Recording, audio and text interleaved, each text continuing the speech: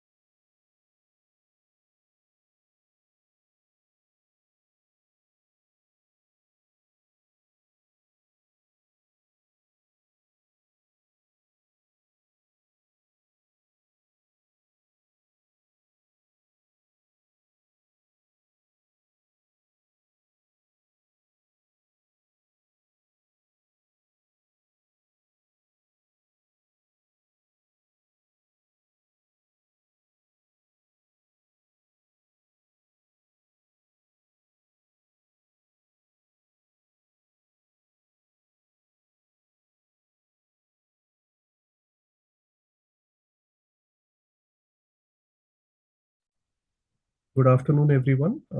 Thank you for your patience. As it happens, we were facing some technical challenges, so sorry for the delay. Uh, on behalf of the National Program on Climate Change and Human Health, and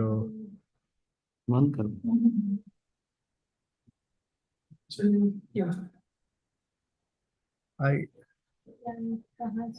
yeah.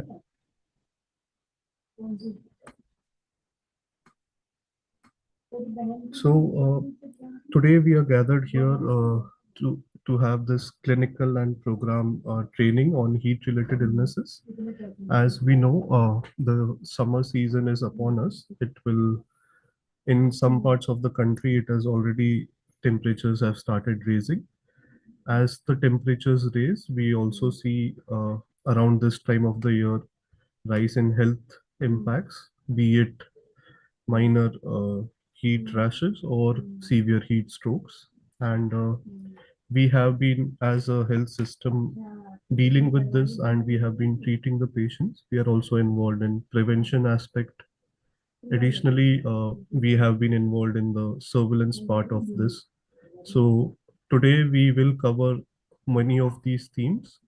And first of all, I would like to welcome Dr. Ajay Chauhan, who is the Director Professor of Medicine at the Dr. RML Hospital at New Delhi. Sir has been a long-standing supporter of the program. He has been involved in writing many of the guidelines. Dr. RML Hospital also has pioneered the concept of rapid active cooling in this area.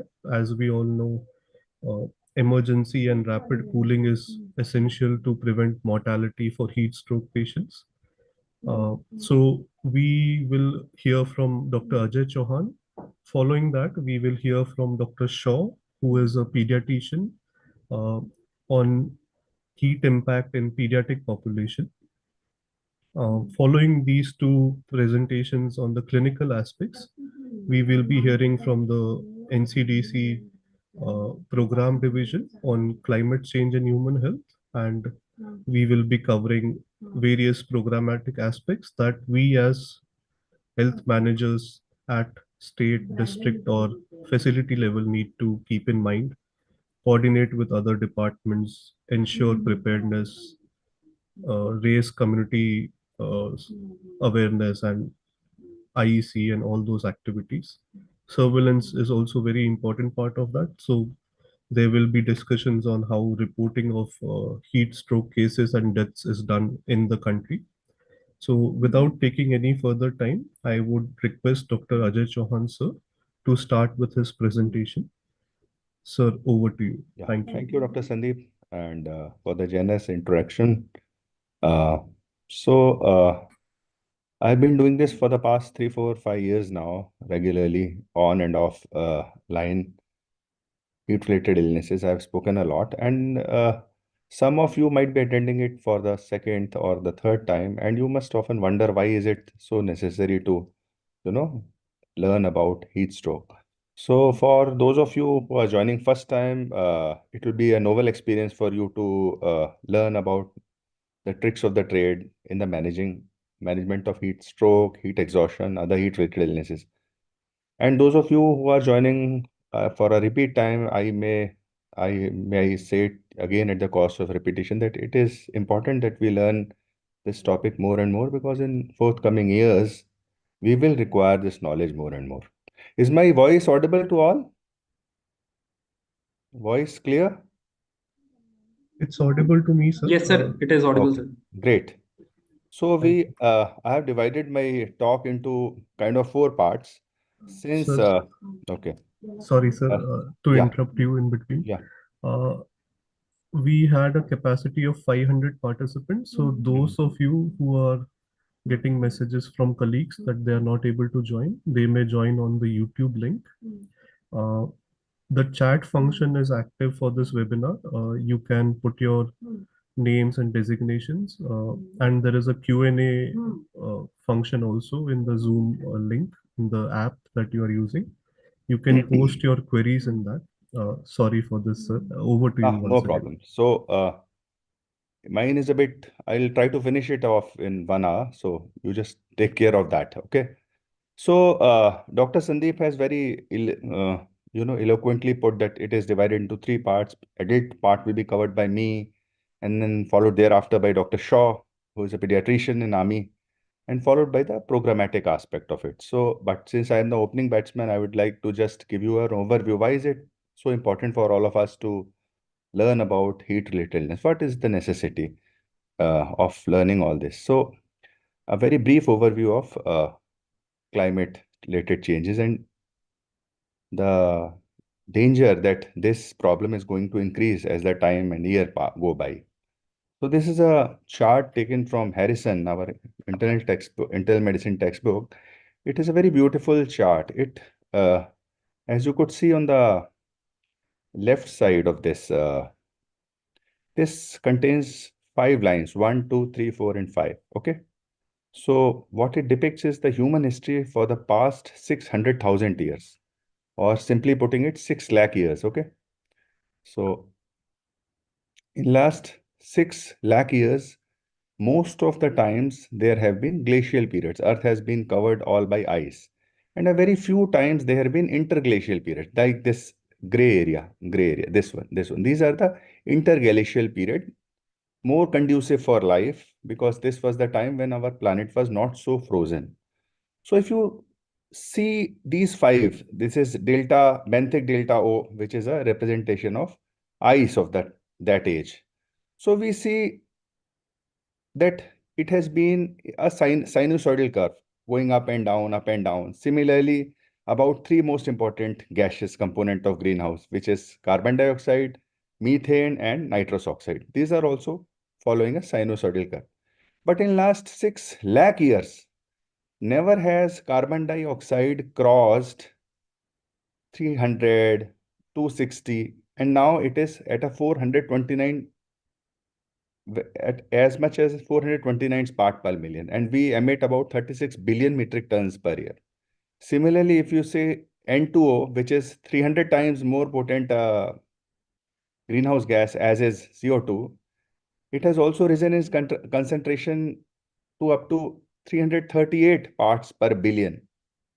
And never did it cross in the past 270, 280. And if you see methane, methane is really off the charts. Methane has never been above 900 in all these years. Now it has 1943. And last 5 degree of warming of the planet Earth took as many as 5,000 years to take place. And this current 5 years warming has only come about only in a short time span of 150 years.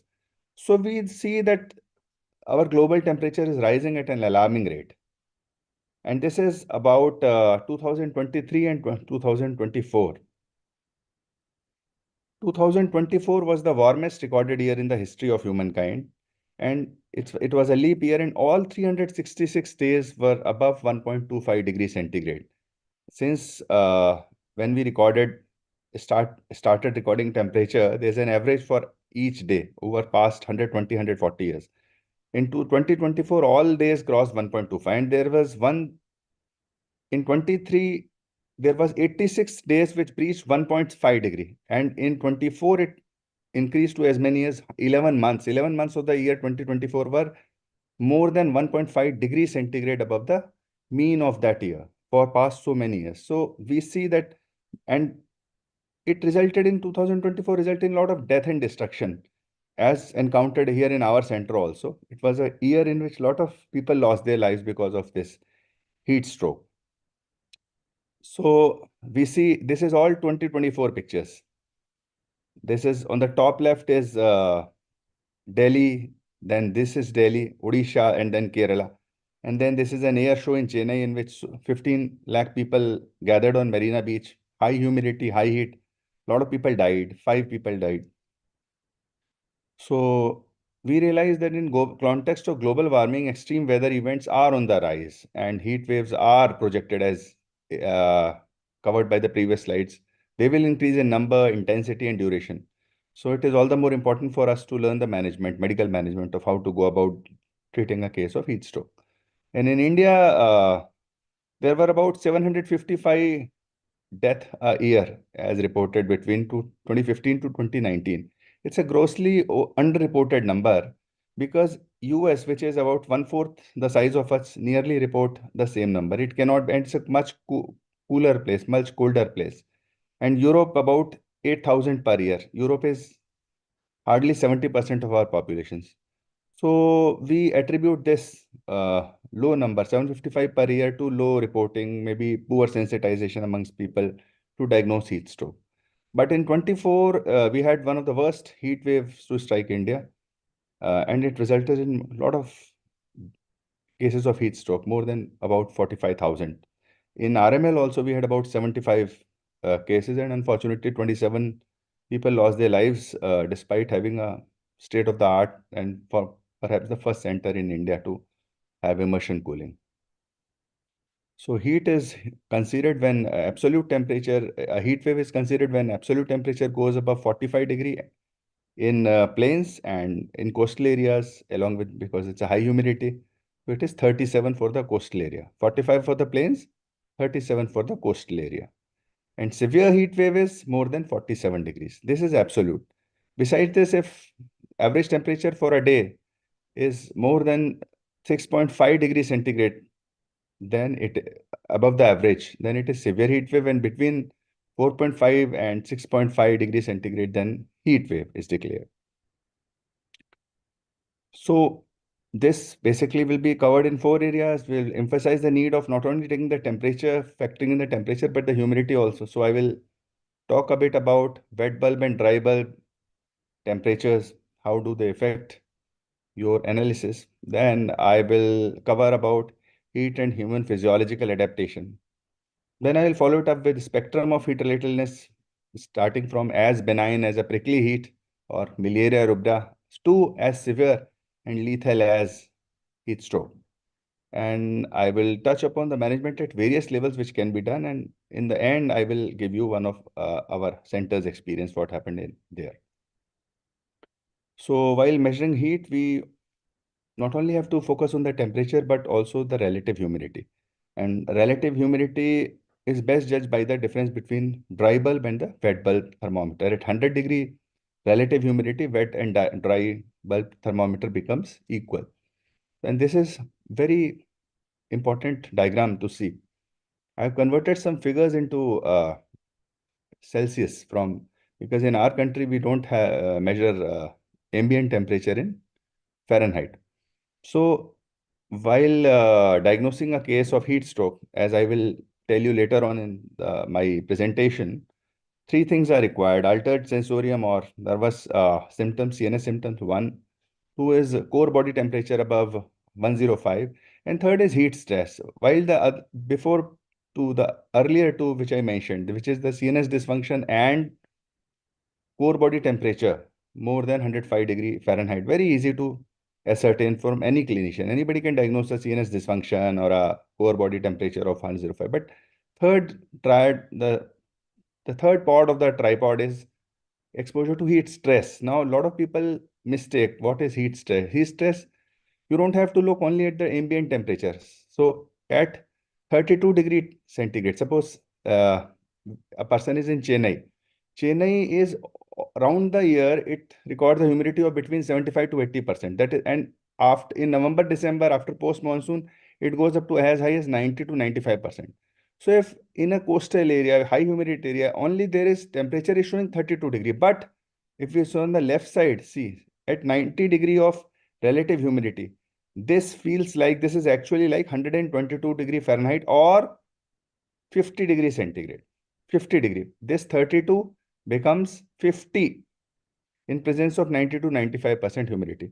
So what I am emphasizing here is not only looking at the temperatures, but the relative humidity. An even better method is a comprehensive review of four things, which is temperature, humidity, ambient temperature, humidity, and then we have something called as radiant heat, which is measured by black globe, and one more which is air velocity. So that is how these four composite measures give you what is called as a feels like temperature.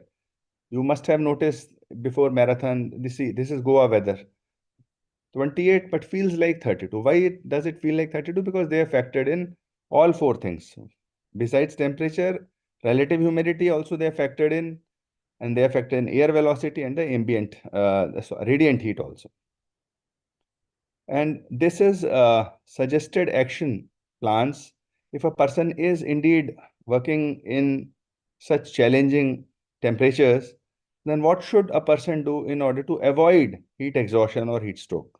So between 26 and this is wet bulb globe temperature. Wet bulb globe temperature is, it has factored in relative humidity of nearly 100%. Okay.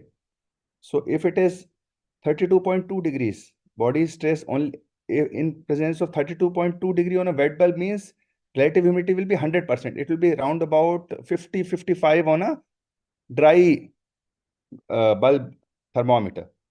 So if it is between 27 to 29, body stress after 45 minutes. So anybody who is doing manual labor should take a rest after 15 minutes break of, after 45 minutes, he should or she should take 15 minutes break. Similarly, if it is between 30 to 31 degree, then he should take at least 30 minutes of break each hour.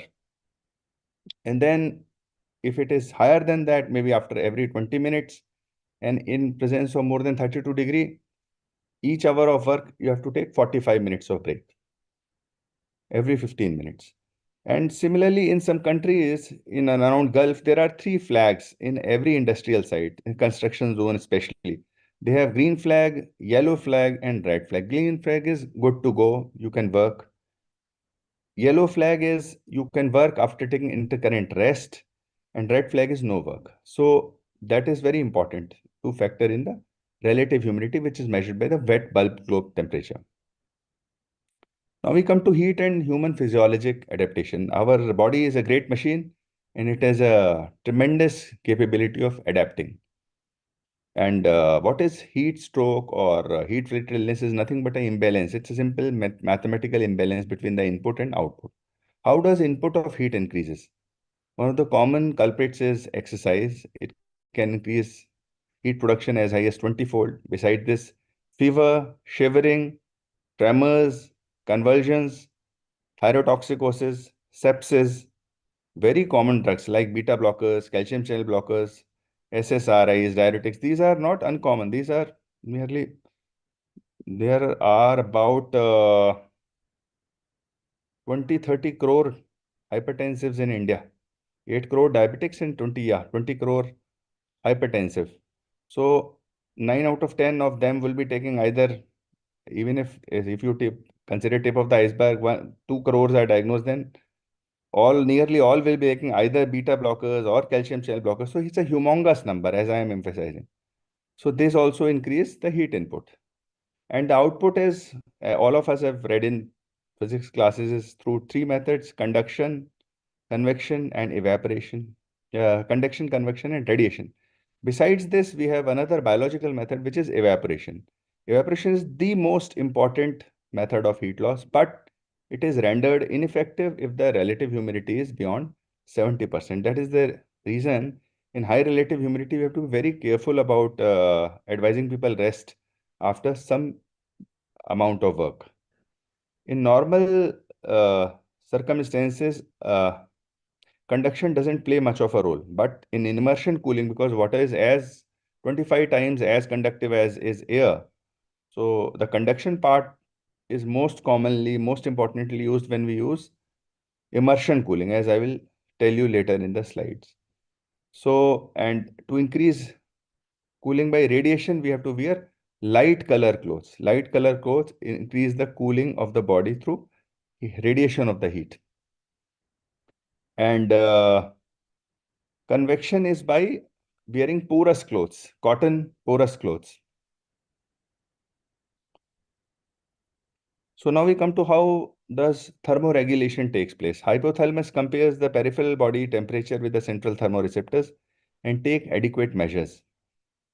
Like we have increased activation of sweat glands and vasodilation, increase flow to the skin in order to achieve temperature reduction.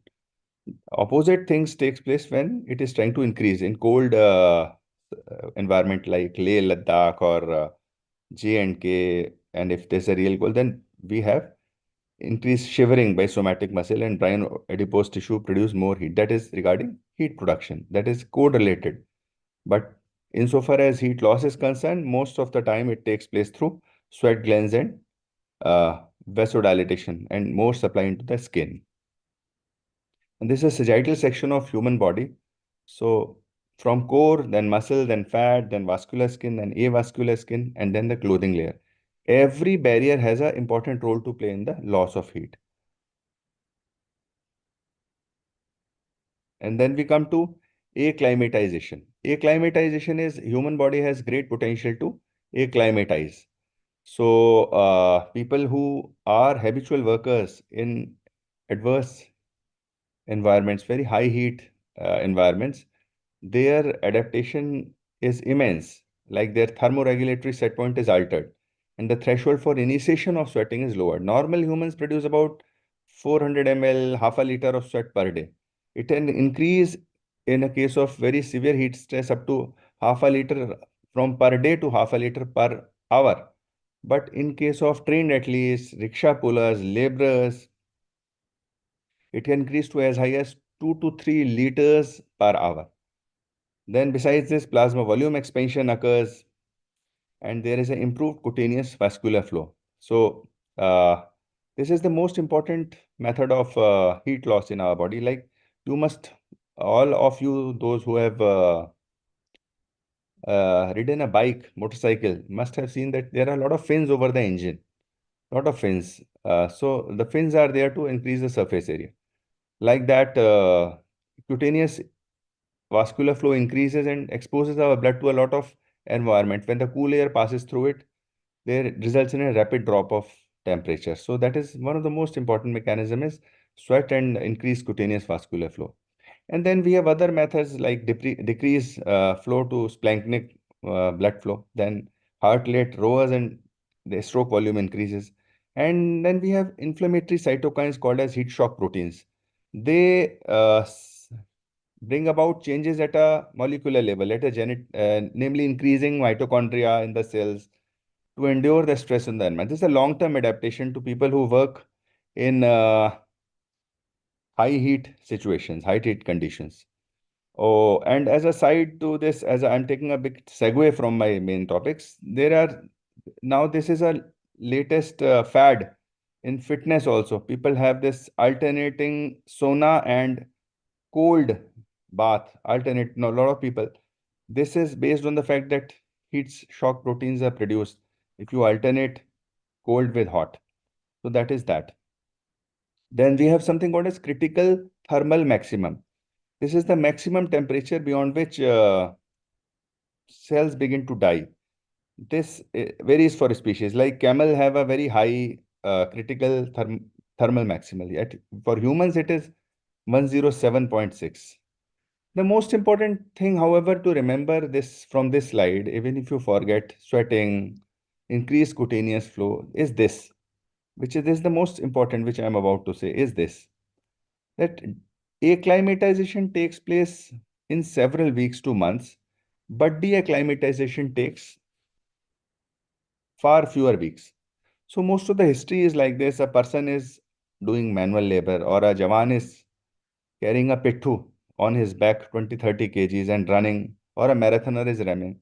Then he suddenly there is a break in his training, or he goes to his village, celebrate some festival, come back and resumes the physical activity at the same level. That is the time when most of the heat stroke takes place because he or she gets deacclimatized. So acclimatization is a time-consuming, laborious process, whereas deacclimatization occurs relatively faster. So we have all have to keep this in mind. And then one very, very important thing is to differentiate between fever versus hyperthermia. A lot of people confuse this, so it is very essential to uh, have your focus here. There is there are two similarly sounding words called as hyperpyrexia and hyperthermia. Hyperpyrexia is nothing but an extension of fever. Hyperthermia is entirely different thing. So we should not confuse between hyperpyrexia, which is nothing but an extension of fever, and hyperthermia. Now, what is the difference between fever and hyperthermia? Fever is when the body wants your temperature to increase. Hypothalamus increases the set point. What happens is we suffer from infections. So there is an inflammatory response. Interleukins are released. They increase hypothalamic set point. And body takes all the measures, including shivering, brown adipose tissue, to increase the temperature. Here, body is wanting to increase the temperature. Why?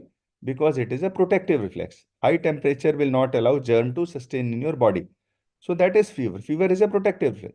In hyperthermia, there is no change in hypothalamic set point. In fact, hypothalamus is severely wanting to decrease the temperature. But what happens is the system is overwhelmed. The production is so much, or the absorption through environment is so much, that the dissipation is grossly less than what is required. So it is not that hypothalamus is wanting to increase temperature, but the heat loss mechanism of body are overwhelmed by the ambient temperature or by the exertional activity. That is called as the hyperthermia. Now, what is hyperpyrexia? Then very important. Much before the advent of all the antibiotics in 1850, 1800s, we had antibiotics. Before that, there were no antibiotics. Humanity has been around for more than 2 million years. So what did our body do to counter this? Increase temperature. But body will not go up to 200 degrees centigrade because critical thermal maximal is 107.6. So body rose the temperature as a protective mechanism, but body can only do so much and no more. What is that limit? That is 106.7. Body cannot increase more than that. So that is the maximum. So that is called as hyperpyrexia. Since this is very sound alike term then to hyperthermia, so most of people get confused. Hyperthermia is heat related, hyperpyrexia is nothing but an extension of fever. In in hyperthermia, there is no use of paracetamol or NSAID, nothing, no use. Rather, they are harmful. Why? Because there is no interleukin to take care of. But in hyperthermia, it's absolutely a bad idea to give paracetamol. Whereas in fever, they work because fever they reduce interleukins and bring down the temperature. So there is no point of giving paracetamol in hyperthermia. Now see the risk factors. Risk factors are there are some vulnerable groups, namely extremes of age, obesity, malnutrition, poor physical fitness. All these predispose to heat stroke. Drugs like beta blockers, as I mentioned, and CCBs, SSRIs. Then there are such substances of abuse like cocaine, amphetamine, even alcohol. And then there are some groups in which occupational groups, namely laborers, military personnel, or athletes, with lack of acclimatization, improper clothing, they are more exposed. And then we have some hazards, namely CVA and MI. They increase in case of extreme heat condition. Similarly, preterm birth, low birth weight, stillbirth also increase during heat-related. There are two beautiful papers on this. One is from Chennai, and another was presented by West Bengal's public health uh, officer, Dr. Priyanka this year in AICOG about preterm birth and LBW in heat-related. She presented a beautiful paper that how she did a study and how these things increase when there are heat related there's exposure of heat versus normal temperature births. So now we come to heat spectrum of heat related illnesses. It can range from a minor heat syndrome like prickly heat or malaria rubra to as severe as heat stroke. In between are heat syncope, hyperventilation, tetany, heat edema, heat cramps, and followed by heat exhaustion, and finally the heat stroke. Let's discuss them quickly one by one. Prickly heat is a maculopapular. In Hindi, it is called as ghamori. And I am sure that all of us sitting in various states must have a local name for it. Very common condition. It's a maculopapular pruritic and erythematous rash in clothed area.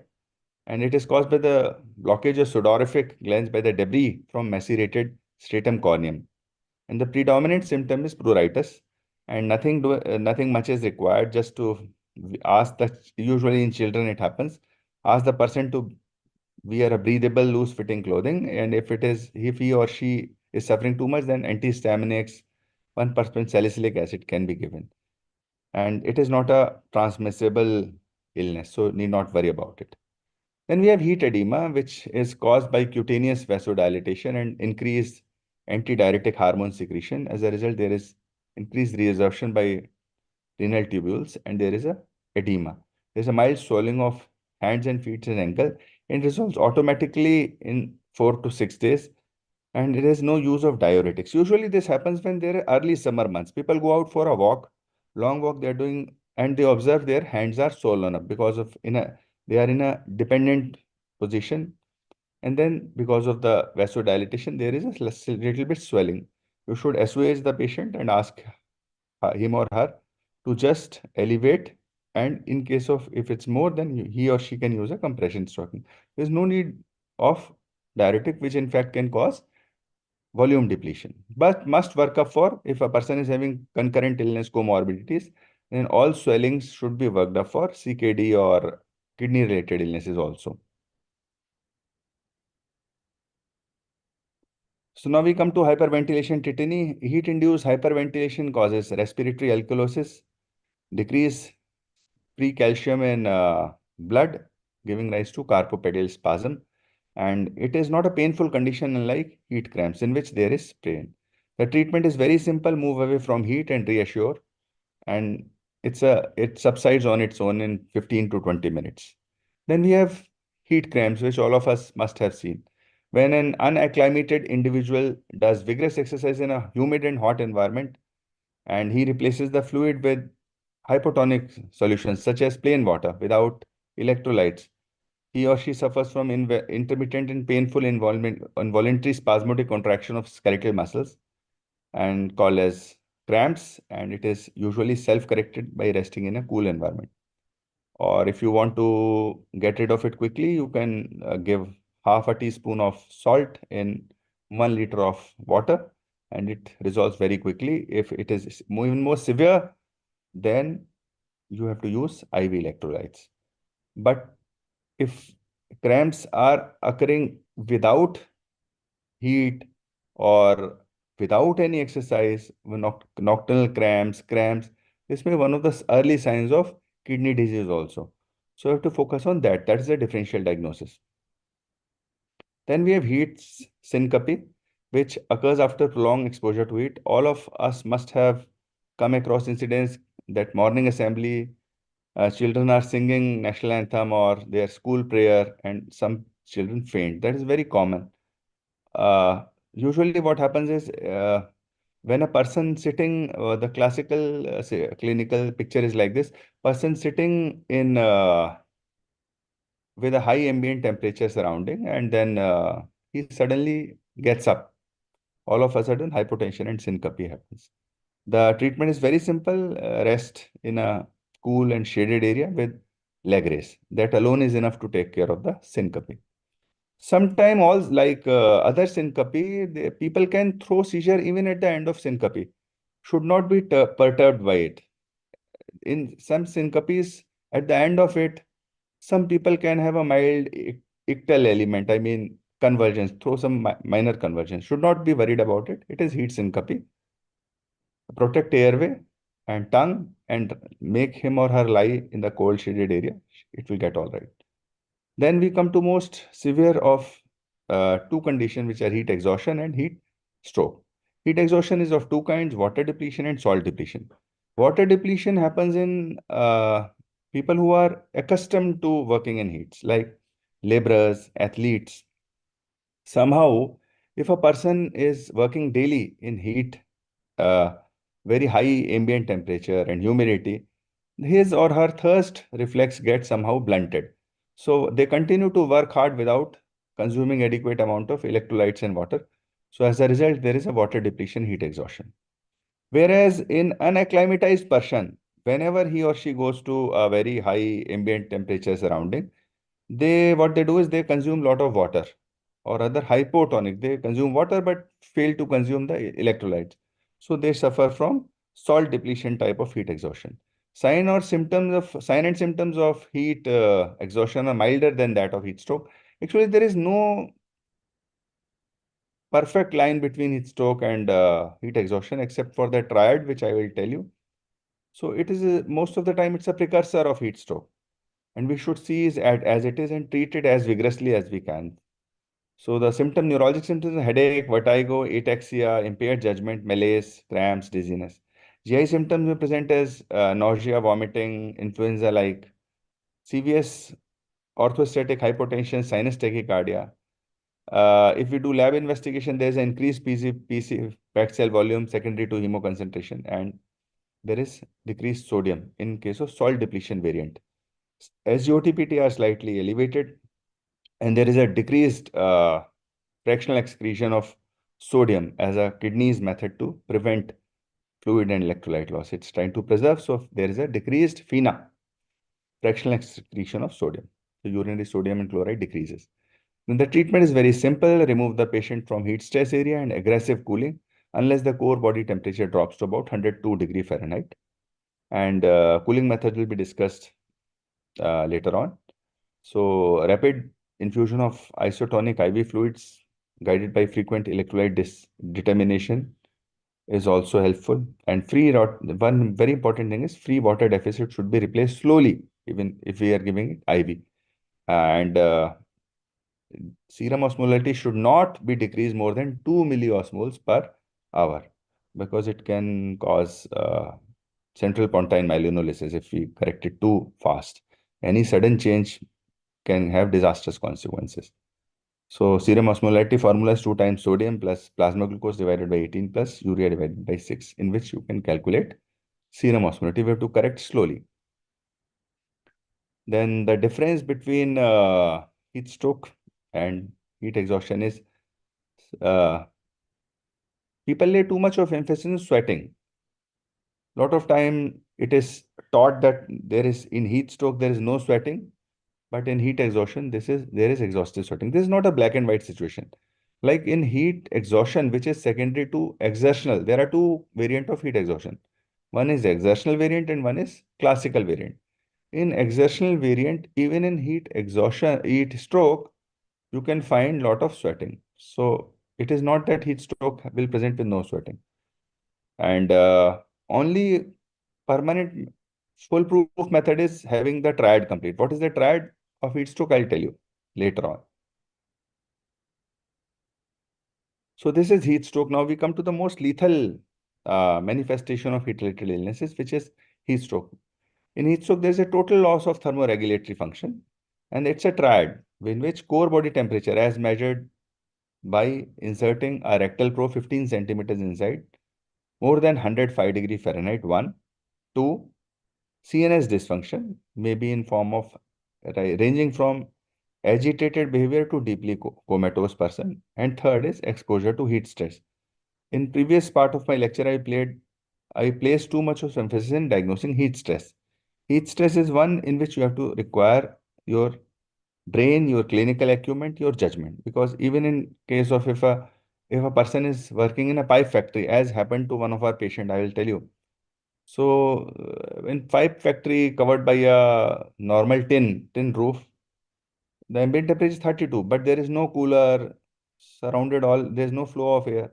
Even 32 becomes inside the factory, it becomes 50. So you have to apply your mind insofar as heat stress is concerned. Rest of the two criteria are relatively easy. More than temperature, more than 105 and CNS dysfunction. So as I mentioned before, there are two variants of heat strokes, namely the classical and exertional. In government settings, what we saw and I will discuss, we see a maximum number of exertional heat stroke. At least in my setup, there is overwhelming number of exertional heat stroke. Now, exertional heat stroke is partially divorced from heat wave season. It can exist even in normal conditions also. Supposedly, the feels like temperature is 35, and I'm telling feel like. It means it has factored in both humidity as well as temperature.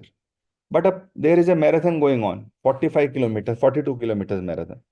Person can suffer from exertional heat stroke. So we have to not only see the ambient temperature, but also the volume of exertion.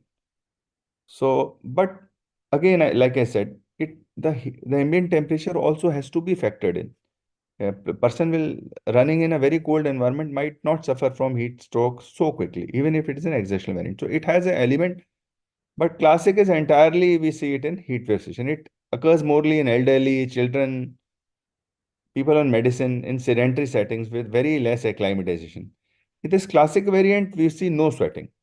So in heat stroke, people present from oliguria, mild coagulopathy, second to the destruction of coagulating enzymes by the heat and increased CPK. Relatively, the electrolytes are normal. In exertional, there is lot of sweating and diaphoresis. Young athletic people doing in exercise setting, and in which there is a lot of myocardial, hepatic, muscle-related injury. So there is a lot of rhabdomyolysis, and there is an immense amount of electrolyte disbalance in exertional. Now, what are the harbinger of poor prognosis in case of heat stroke? These are as follows. If the initial temperature as recorded through a rectal thermometer is more than 106, despite aggressive cooling, we are unable to bring down the temperature up to 102. Coma duration longer than 2 hours. Severe pulmonary edema. Delayed or prolonged hypotension and lactic acidosis. AKI with hyperkalemia. SGOTPT levels greater than 1000 in first day. And elderly with pre-existing disease, with bedridden, social, all these groups, the mortality is increased and the prognosis is worse. The most important thing, however, is to remember delayed therapy, mortality rates about 80%. And if you start early cooling, whatever be the method, mortality rate decrease down to as low as 10%. In general physical examination, there is a tachycardia. BP is normally usual, but uh, usually normal with a wide pulse pressure. Hypotension is very common, more because of venous pooling than because of volume loss. And blood pressure also corrects with normalization of body temperature. You don't need to infuse a lot of fluid. A lot of people, what they try to do is try to treat heat stroke by IV fluids. IV fluids are very, very important in treating heat stroke, but they are not the most important. The most important is cooling. CNS presentation can occur in form of irritability, delirium, confusions, ataxia, tremors, dysarthria, nystagmus. We can have a person throwing seizures with decorticated and decerebrate posturing with a very poor prognosis. We can have cranial nerve abnormalities, and mind you, pupils can either be normal, dilated, or pinpoint. And this is a very important factor in case of pontine hemorrhage. We have pinpoint pupil with high temperature. So this is a very important to note that in case of heat stroke, we can have normal also, dilated also, and pinpoint pupil. And very seldom a person can be lucid also. Okay.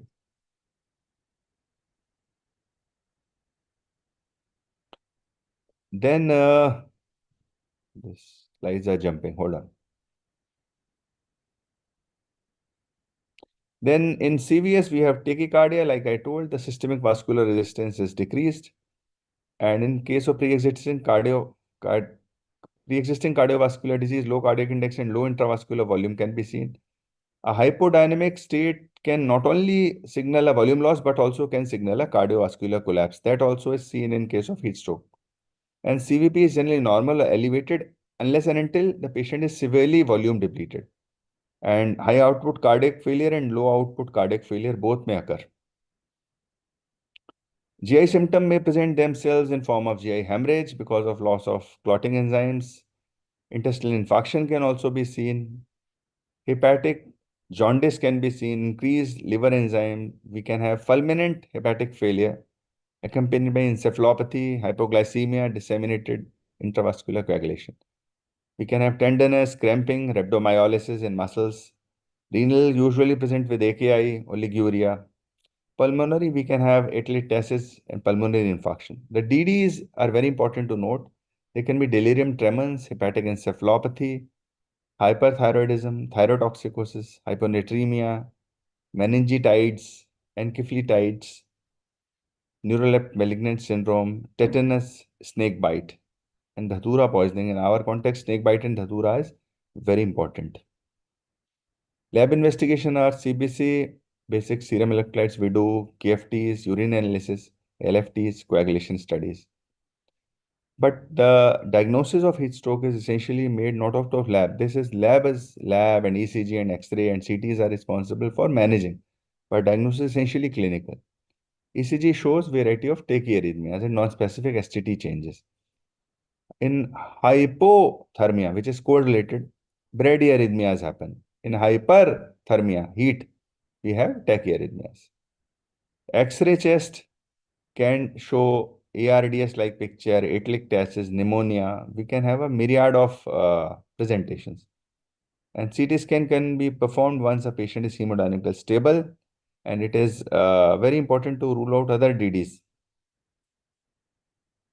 And pre-hospital care, what we can do is immediately patient must be removed from the high heat environment, and cooling should be initiated by removing clothing or patient placing wet towels or sheets over the patient's body or placing ice packs all over the neck, groin or axilla. Patient should be transported by air-conditioned vehicle if possible to the closest hospital. Now we come to the management proper, and the golden rules are cooling must begin immediately and must be continued during the patient resuscitation. Rehydration therapy alone is insufficient for heat stroke patients. Like I said before, you cannot treat heat stroke by fluids alone.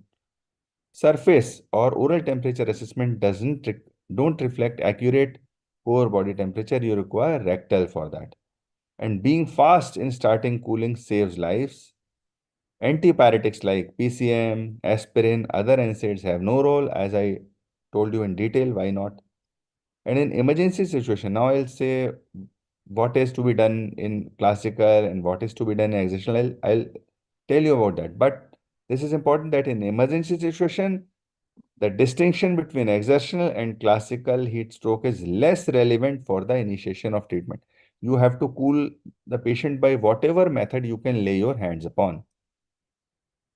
Initial resuscitation, ABC, we have to monitor high supplement oxygen. We have to give. Then fluid choice depend on the presence of hypovolemia, metabolic and cardiovascular comorbidity. And see, cooling alone may improve lot of functions, not only hypotension. Cooling can improve hypotension. Cooling can improve seizures. Cooling can improve altered mental status. Cooling can even settle down tachyarrhythmias. So by cooling alone, there are a lot of things which happen automatically. And aggressive fluid resuscitation is generally not recommended. If we have a good center, we can always measure pulmonary capillary wedge pressure, and it has to be guided by CVP, but it doesn't require aggressive fluid resuscitation. Cooling is the mainstay. Hypoglycemia is very frequent, and usually we start patient on glucose-rich infusions. And since peripheral vasoconstriction delays heat dissipation, these people will mostly be in hypotension. So we should not be in a jiffy to start them on alpha agonist. They will cause, rather decrease the heat loss because they will cause a peripheral vasoconstriction. In which case, dobutamine is the inotrope of choice. Then we have some complication, namely coagulopathies and hepatic injuries. It happens mostly on the first day of illness, and replacement therapy with FFP and platelet should be considered. And there is no role of ESA, tranexamic acid, botropes, no role. Only replacement therapy with fresh frozen plasma. And what happens if there is a seizure? Normally in seizure we use valproate infusion, or second is now we use aptoin, phenytoin, barbiturate. But this is a unique set of condition, because in this barbiturate are to be avoided because they cause deep sedation. Second, phenytoin doesn't work well in the seizure of heat stroke, and valproate causes even more liver damage. So best agent is short acting benzodiazepine infusion, namely midazolam or lorazepam. They not only control seizures but control shivering also, so they are very helpful that way also. So, respiratory complications, like I told you before, also there can be pulmonary infarction, pneumonitis, aspiration, pulmonary hemorrhage, ARDS, and this is very common.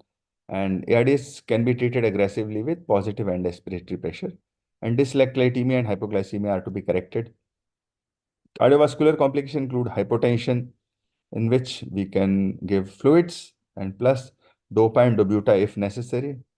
Inotropes alpha stimulation should ideally be avoided because they impede cooling, as discussed before, and tachyarrhythmia usually resolve during the cooling.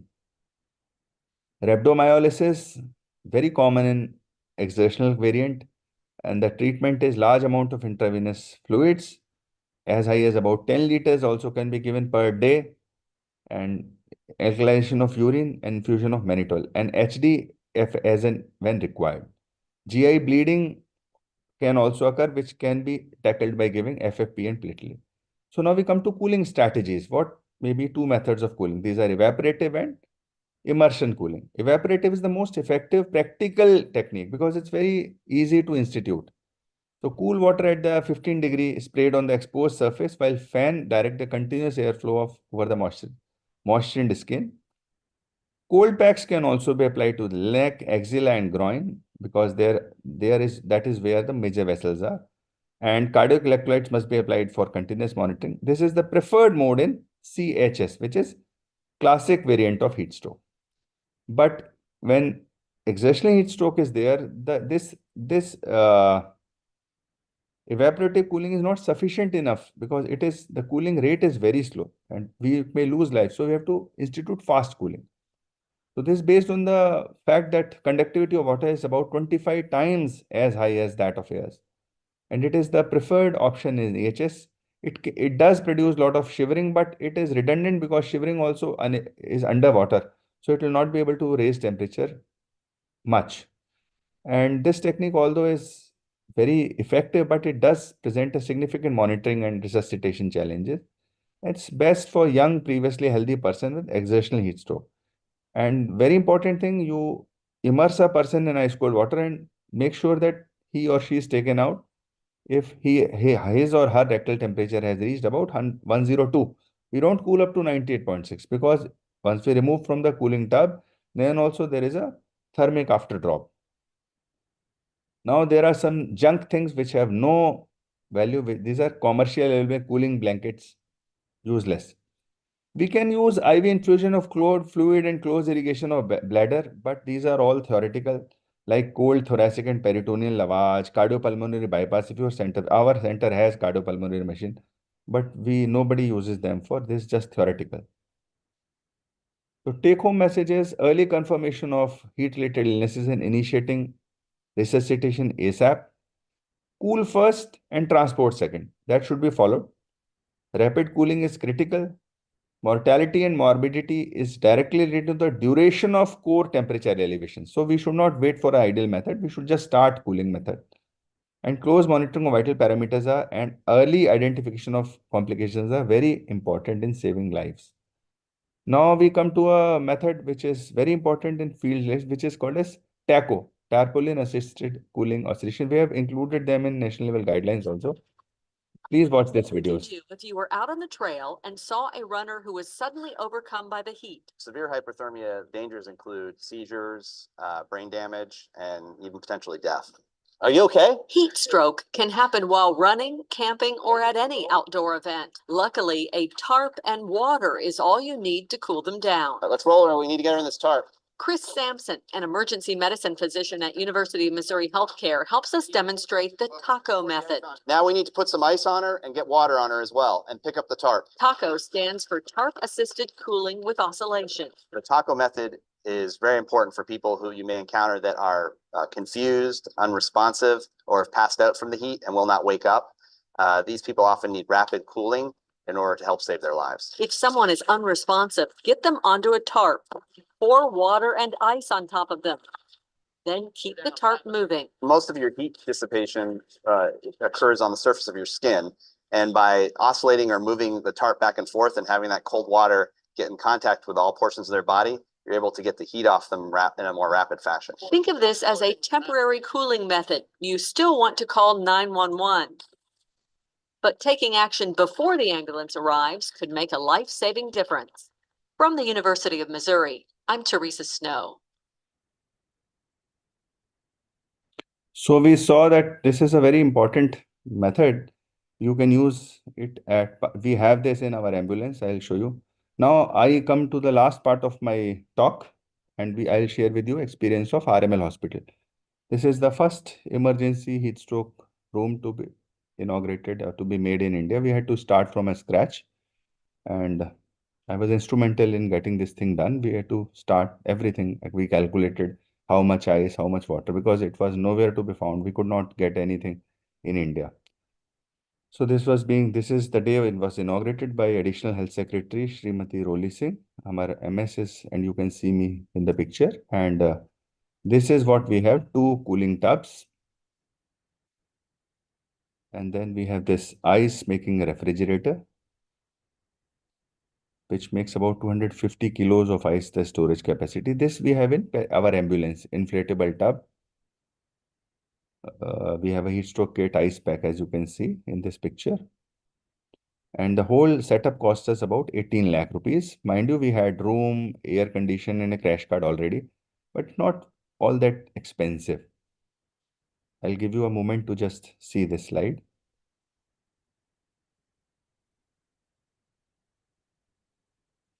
Now this is RML Hospital Immersion Cooling Institute. This is again our immersion cooling.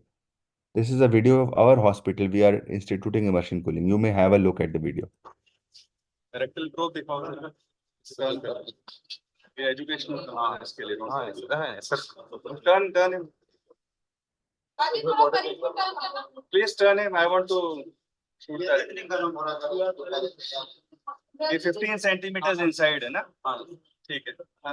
चलो डालो ऐसा.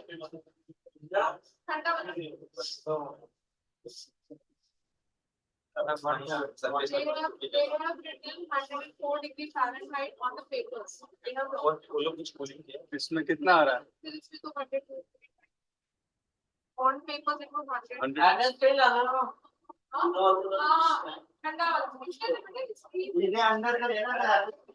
This was rectal and is going up. See, is going up. ये डालो ऐसे, wait मत करो. Every minute counts. डालो डालो. Brother. प्रोब डालो. ये क्या, ये कहाँ से है? हमारे यहाँ का है? डालो. Help. अरे get your hands ready man. चलो. Now we have in 2024 we have about 75 cases, out of which only 13% were females and 87% were males, and most of them were in the age bracket of between 30 to 60 years. Outdoor worker, namely housewife very less than security guard, laborer, factory workers, rickshaw pullers, vegetable or fruit seller, destitute beggars. Others included shepherd, dhaba worker, dhobi, tailor, salesman. So we see that the brunt of this heat stroke falls on people who are among the bottom rung of the ladder. So we have to go all our way to help them. And despite all our efforts of immersion cooling, we had a unfortunate 27 deaths. 36% people still died. So there's a lot of need for every one of us to start cooling and start institution of cooling early and aggressively. Thank you so much for your patient listening. I hope I can help. This lecture was helpful, even in the slightest bit. I'll be very happy. Questions, suggestion, comment, most welcome. Thank you. Thank you so much, Dr. Ajay sir, for such a insightful clinical management related to the health illnesses. So we will wait for the 1 minute, and I would like to request all the participants, whoever has any query, please share your queries in the chat box, and I will take the query from the chat box. Only the clinical query, please.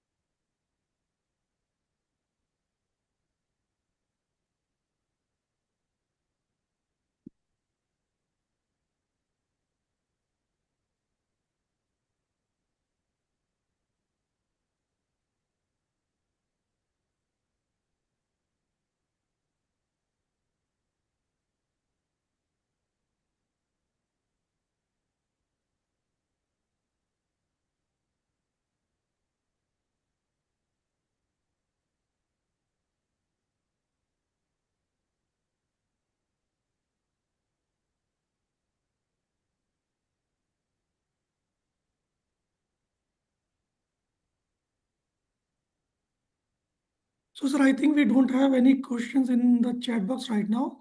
However, many of the participants has praised our presentation, and some of them also want your contact number. So we will share the slides with you. We have also a YouTube link which is currently live in the YouTube session also. So later on, you all participants can go through that as well.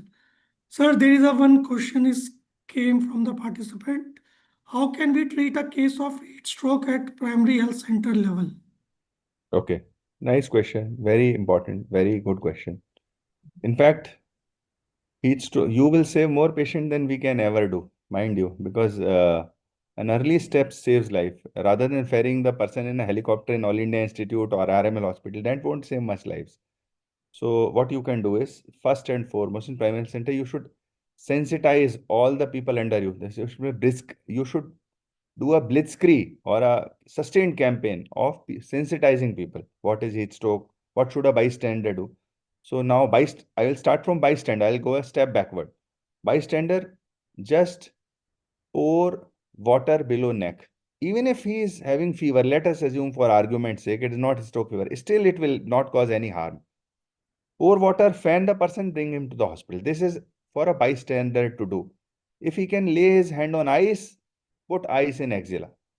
Okay, then when we comes to PHC or ambulance is sent, ambulance, you have to do evaporative cooling. By ice in groin, axilla, fanning a person. If no access to ice, then pouring water and fanning. Okay.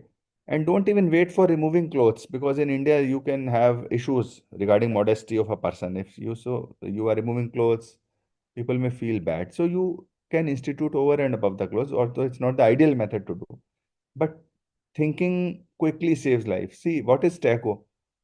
What is body bag cooling? TACO is, there is a great Hindi word. I'm sorry for people of Northeast, and which is called as Jugaad.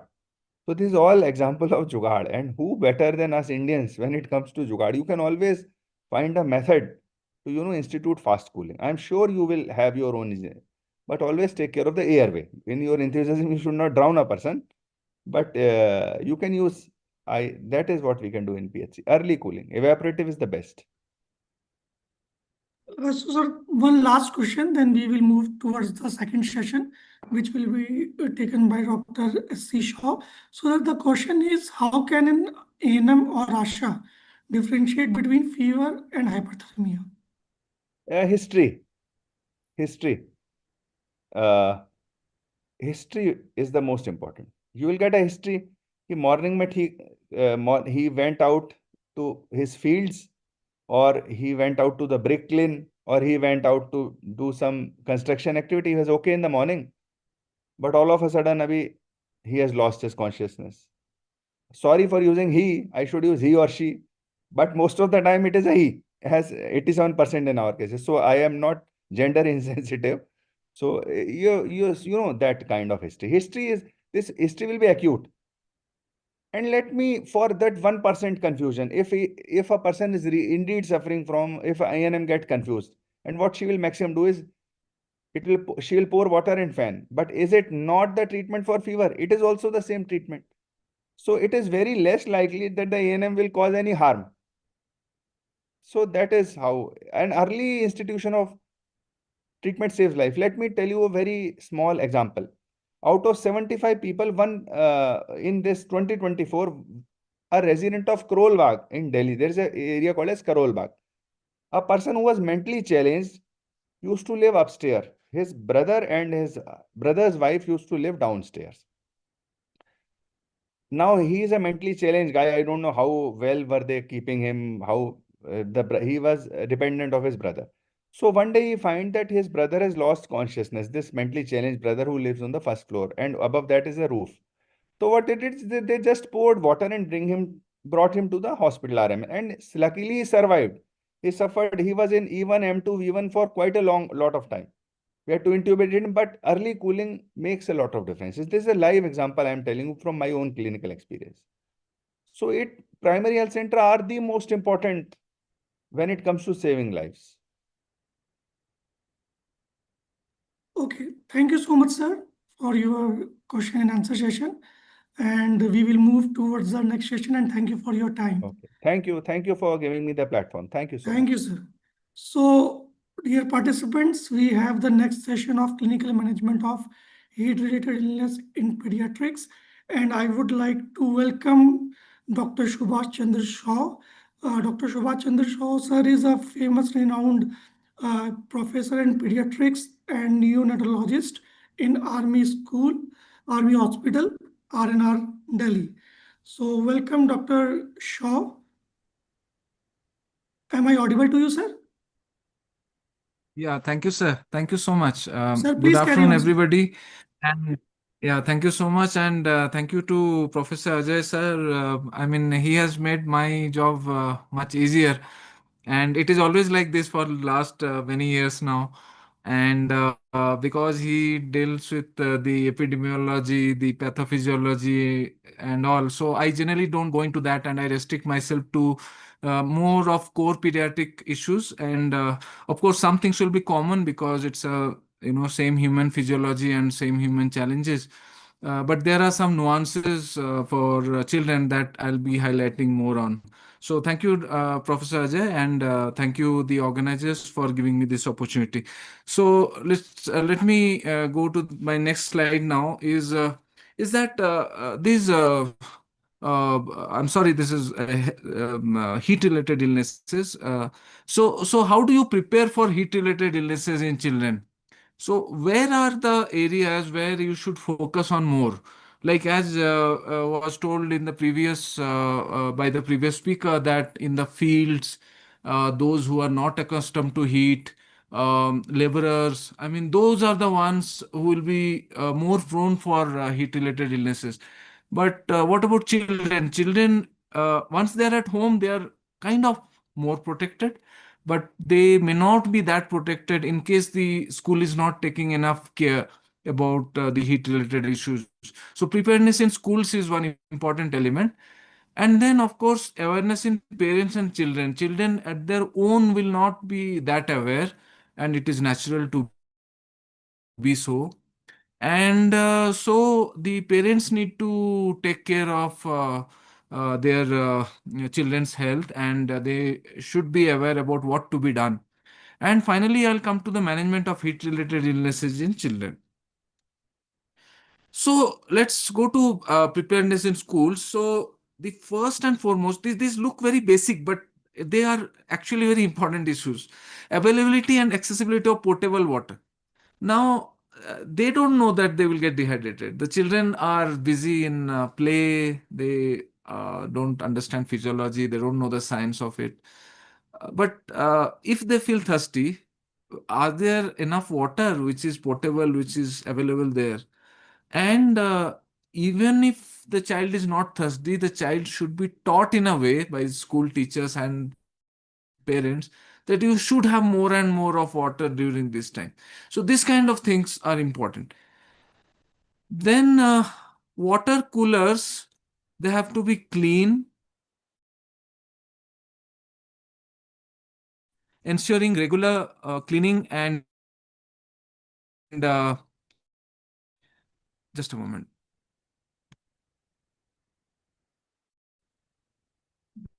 It's my slides are hanging. Just give me a minute.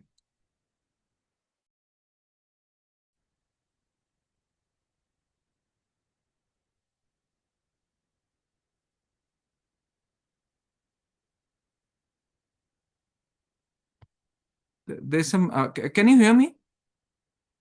Yes, sir, you're audible, sir.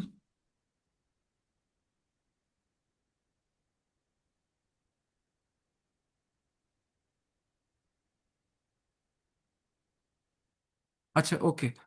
There's some problem at my end. Just give me some time, if you don't mind. No issues. My laptop is hanging actually.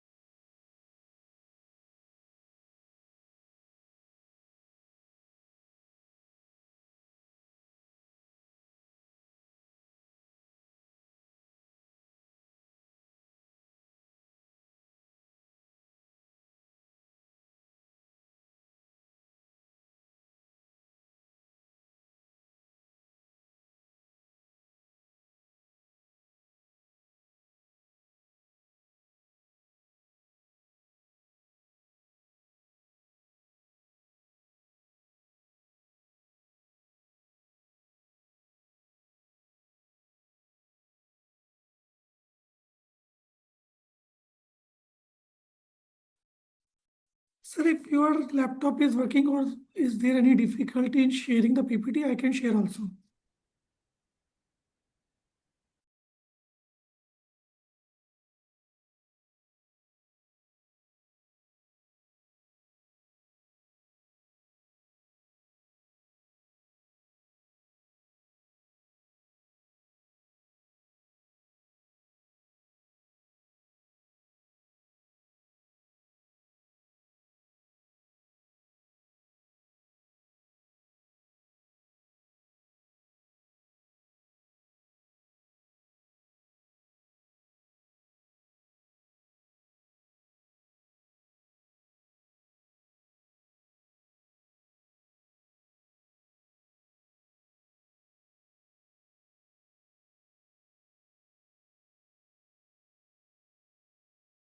Can you hear me now, please?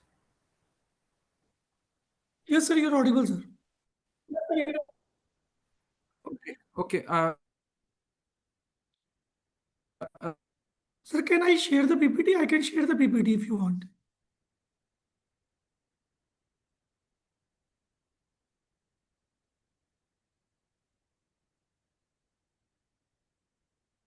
The slides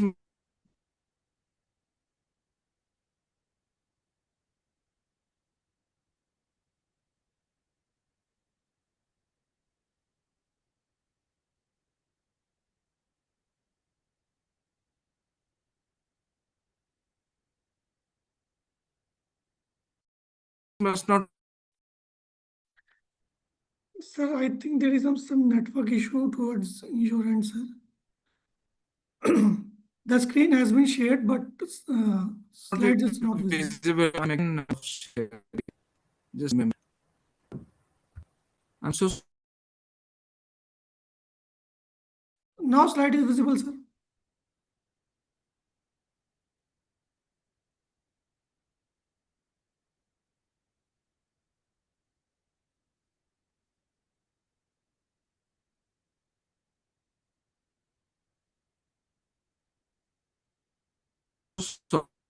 sorry.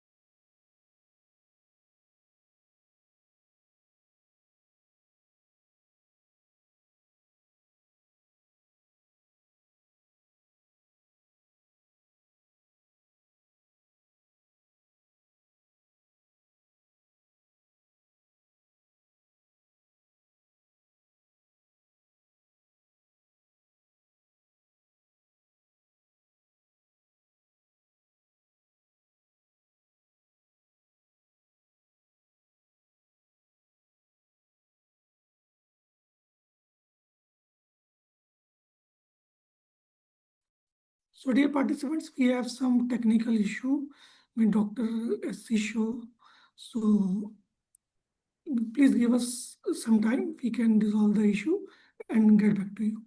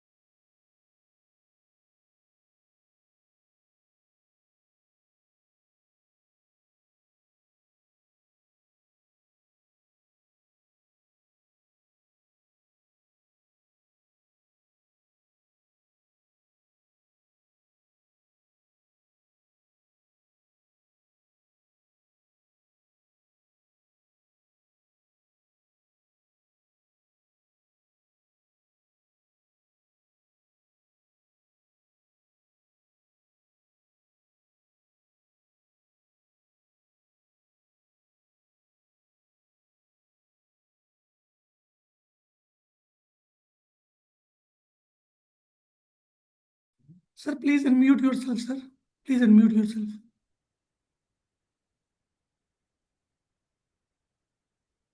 Sir, your mic is mute, sir.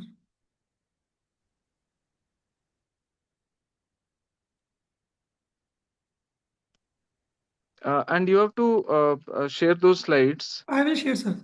Just give me a minute. You are audible now. Okay, great. I'll do it from my mobile. I'm so No issue, sorry. sir. There's I will some. share the slide and you can Yeah, just yeah.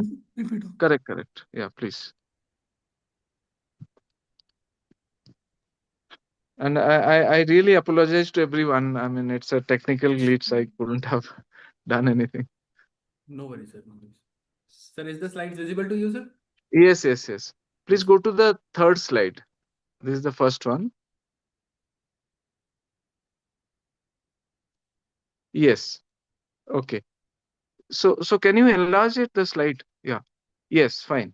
So as I was telling that water coolers has to be clean, ensuring regular cleaning and monitoring. Then classrooms should be well ventilated, and one must ensure cross ventilation. There should be enough ceiling fans or AC. It looks, again, as I told, looks very simple, but somehow they are important, very, very important. And then there should be some facility of backup electricity to be ensured during class hours. And this is very important, that there should be one cool room with AC inside each school, preferably. Okay, where like wherever there is a chance of these heat related illnesses. Yeah, next slide, please. So as we continue preparedness in school, now I am going to some other elements than the structural elements, like about water bottles. Which kind of water bottle you give? You generally avoid plastic water bottles during this time. As such, plastic water bottles should be avoided as such. School timings. Now, the school timings need to be changed by the school. It should be early start and early close before the peak temperature. And peak temperature is generally between somewhere between 12 p.m. to 12 to 3 p.m. So that time one needs to avoid. Okay. So the school should start early and it should close before the peak temperature happens in the day. Then there should be flexibility of games and sports period based on temperature and humidity factor, and they will keep on changing. The teachers, the school administration should be mindful about it, about the humidity factor also. The more the humidity factor, the more is the problem. Okay, more the chances of all those heat related illnesses with the child, the chance of dehydration, the chance of more sweating, heat exhaustion, all those problems. So again, there should be flexibility of games and sports period. And as I said, no major outdoor sports events during the summer months as far as possible. Okay, in case of excess heat, recreation activities should be indoors only. So this kind of arrangements have to be there, that there is enough arrangement for those games and recreational activities inside, indoors. They will not be going outside except it is a early morning hours or morning hours. So these one should remember. Then coming to the clothing. Now, clothing should be comfortable, of course. It should be loose, lightweight, light colored, and avoid neckties. So, if that school was having, am I not audible? Like, can somebody confirm, please? You're audible, sir. You're audible. Okay, somebody wrote in the chat that I'm not audible. No, you're Okay, audible, fine. sir. Okay, fine, fine. Thank you, sir. So, as I said, clothing should be comfortable, loose, lightweight, light colored, and one should avoid neckties. Okay, maybe during those time, the school should excuse neckties. Okay, and then strict adherence to summer holidays and flexibility to prepone or postpone if need be. This is also very important, and here comes the role of the administration there. The local administration. If it is so that the temperature has suddenly risen and children will have issues, then the summer holidays can be preponed also or postponed also. And remember one thing: out of all children, the most vulnerable are the small children, for many reasons. I mean, they are more unaware of things. They are unlikely to drink water. They are as such, because of the physiology, prone for heat related issues. So many things. So school teachers have got a great role to play here, and the administration. And all these things are important. They are very simply written, but they're extremely important, right from clothing, then when should the outdoor events should occur, then what should be the timing of the schools, then the role of the local administration to prepone or postpone the summer holidays, and the school timing should be coming more towards the morning. I mean, you start early and you end early. Okay, that kind of thing. Yeah, next slide, please.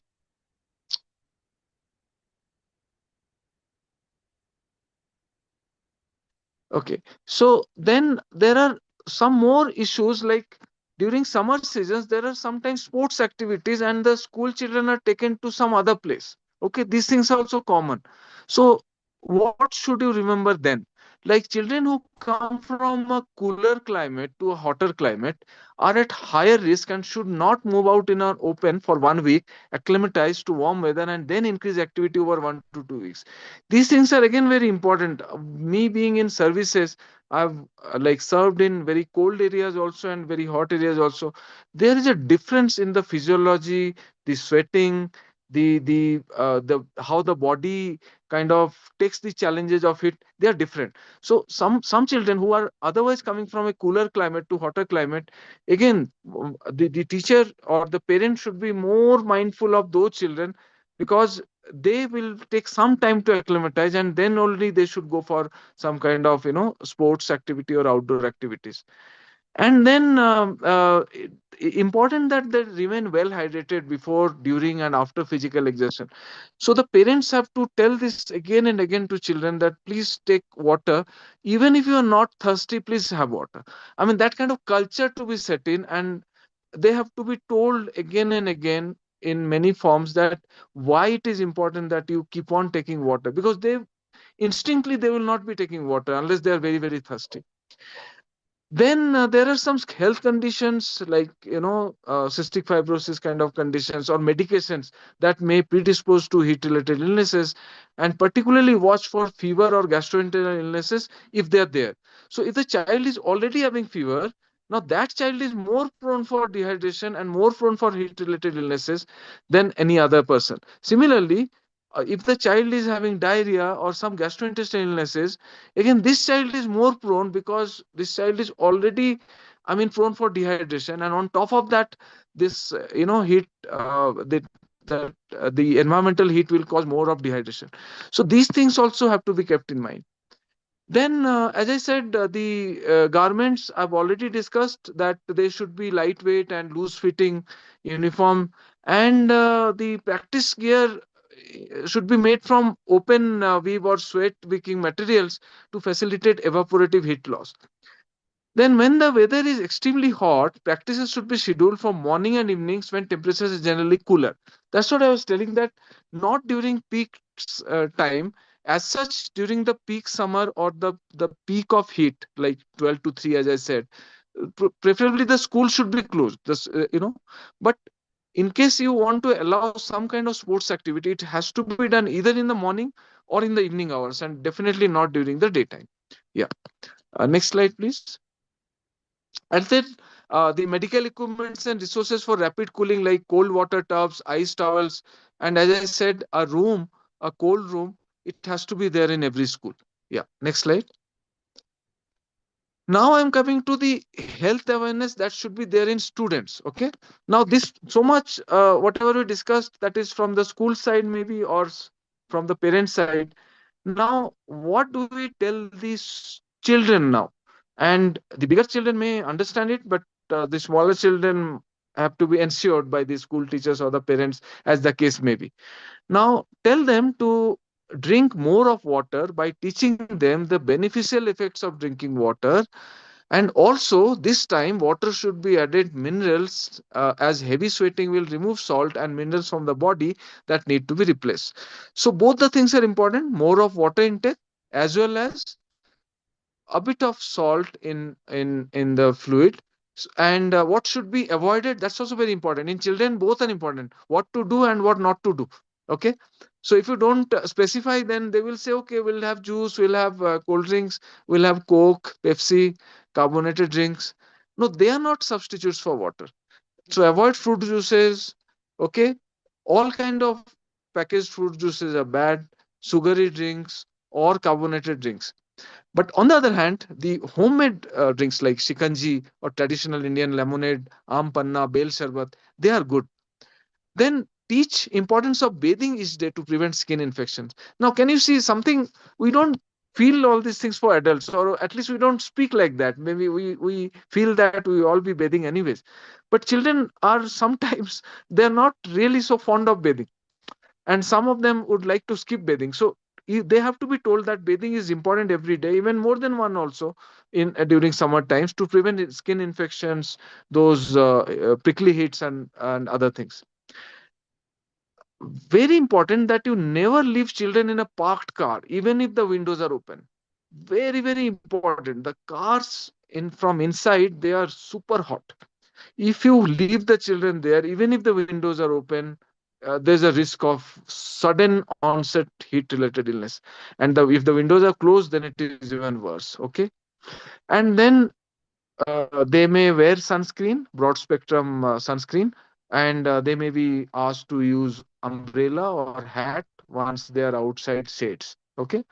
Yeah. Next slide, please.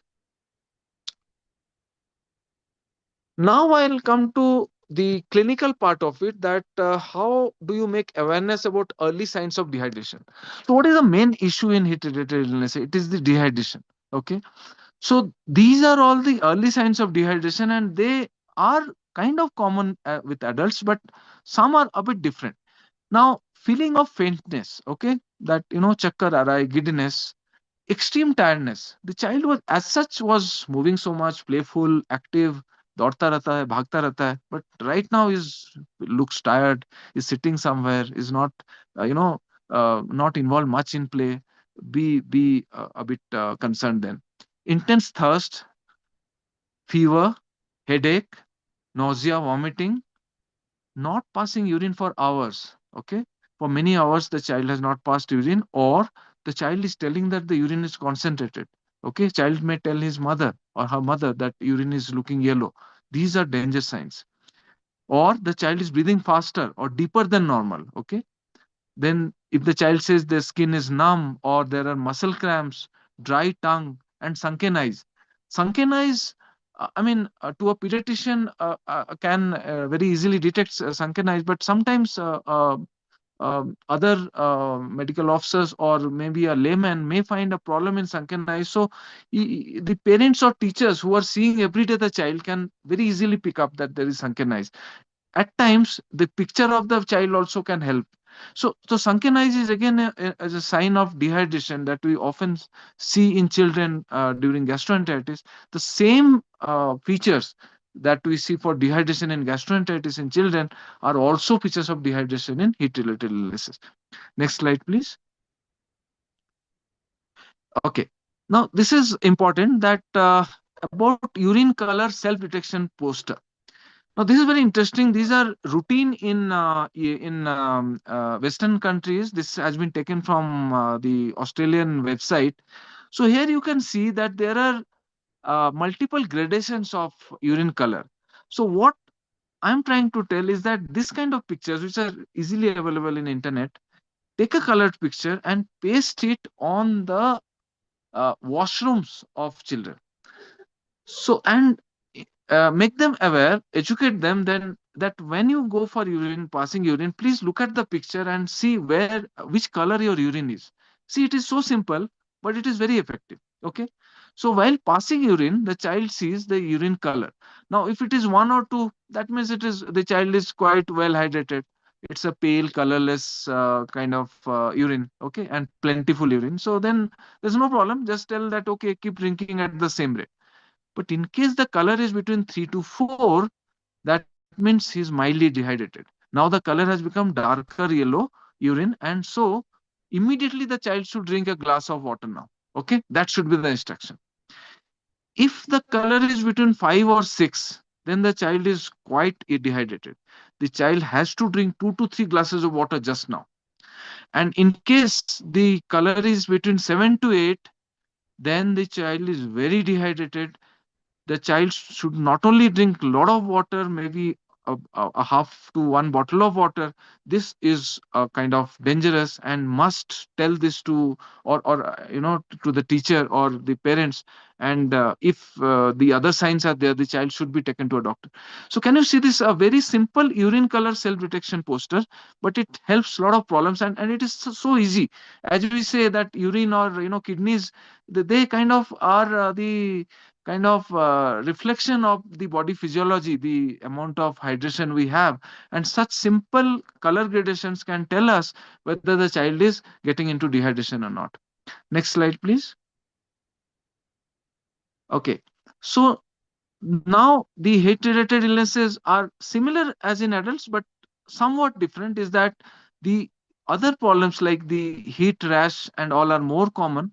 And the all the problems, if we kind of discuss each one of them, then heat rash, that is the prickly heat. Then the next common would be excess irritability and dehydration.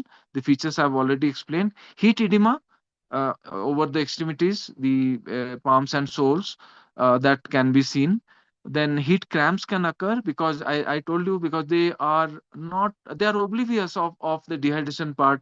They are generally, if they are having friends, they would like to play, they would be running around, and then they will be sweating, and then there will be loss of salt, and there will be heat cramps in the muscles. Heat syncope is again common because of the dehydration again, and if they're standing for a long time in heat and all, so pooling of blood in the lower extremities will cause heat syncope. Heat tetany because of excessive breathing, and so there will be hypocalcemia, heat tetany. Then heat exhaustion and heat stroke. I'll come to them one by one gradually. Next slide, please. Yeah. So this slide is a bit busy, but I'll share these slides anyways. So this is an important slide that which shows the symptoms, signs, and also the negative findings. How do you kind of rule out similar conditions? Okay. So prickly heat is very easy to understand. These are itchy rash with small red bumps over the skin, and seen in the setting of heat exposure. And they can sometimes be filled with clear or white fluid also, and they are diffuse red color skin or vesicular rash, and they are not focally distributed like in contact dermatitis. So that's how you differentiate from a contact dermatitis. Heat cramps, I've already told you, like these are painful spasms of large and frequently used muscle groups. And so the child will be uncomfortable, they will be in pain, and there will be difficulty in fully extending affected limbs or joints. And the school teacher or parents or the student, the child himself should be able to kind of understand this, that there is heat cramps occurring in the muscles. And the what you should rule out is that there is no contaminated wound or tetanus exposure, and there is no seizures. I mean, seizures, there are focal seizures possible, but I mean, any trained person can kind of make out that these are heat cramps. Then heat exhaustion, as I said, when the child is playing for a long time in heat and running around, badly dehydrated, and temperature is rising, the child will feel overhead heated, lightheaded, will feel exhausted, tired, weak, unsteady, may feel like nausea, vomiting, very sweaty, thirsty. Okay. And here that core temperature will go up, but not to the extent of heat stroke, but it will still be high.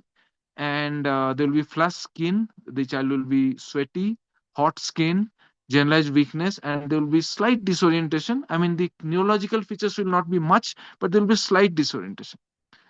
So there you have to, like, as a caregiver, you have to see that there is no coincidental, infection, which can be there. As I said, gastroenteritis or some other infection also can be there, and the child will be more prone in that case.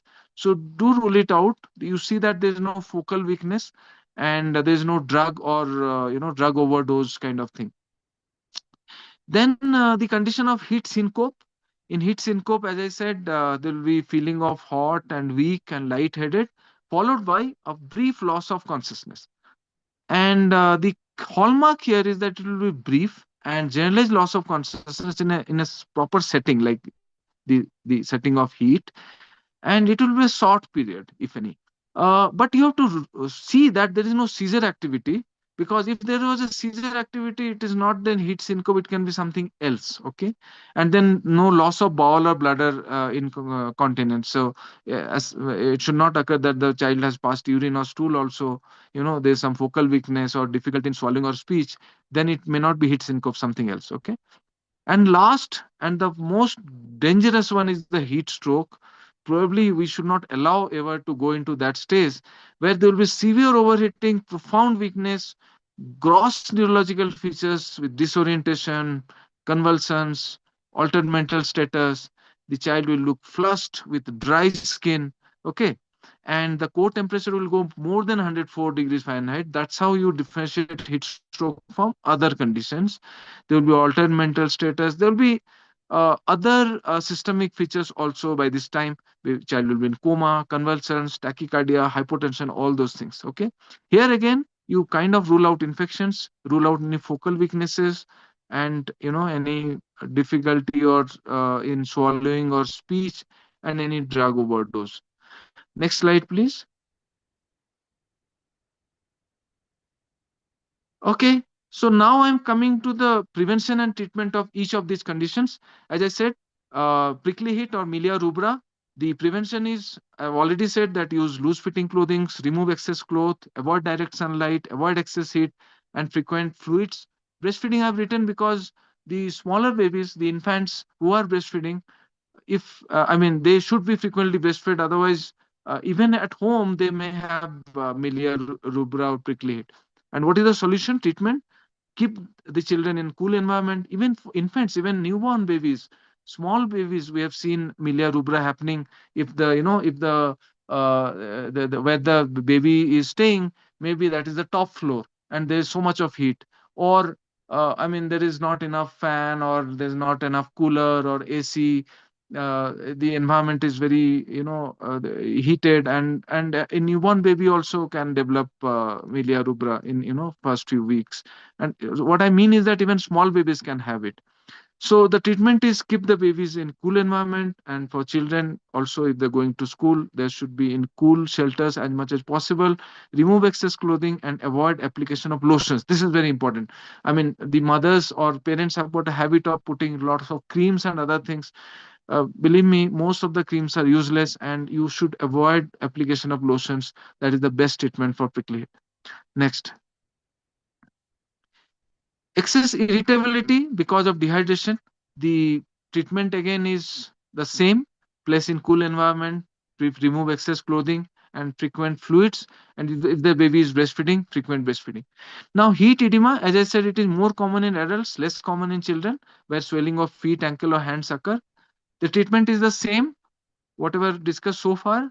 One additional thing, that the extremity that is affected, please keep it elevated. The edema will go away. Important not to give diuretics, because it will further complicate. Because the child is already dehydrated, it will further complicate the matter. Next slide, please. Coming to heat cramps, it is more common in young athletes, and it presents as painful, involuntary, spontaneous contraction of muscle groups of legs, calf, groin muscles. Treatment again, that you avoid hot environment as much as you can, and once it has occurred, you remove from hot environment, come to a cooler place, rehydrate, frequent oral fluids, and if persists, then intravenous fluid also may help. And here is a situation where some amount of salt added to the fluid will help. Next slide, please. Coming to heat syncope, as I said, it is seen during assembly mostly, when they are standing for long time in hot environment, and which will cause vasodilatation as such, and then there will be a fall in blood pressure due to venous pooling in the legs, and that will cause a decrease in venous return. So two things happening: venous return is decreasing because of pulling in the legs, and also there is vasodilatation happening. So all of them will cause decreased blood supply to the brain. There will be lightheadedness, the child will fall.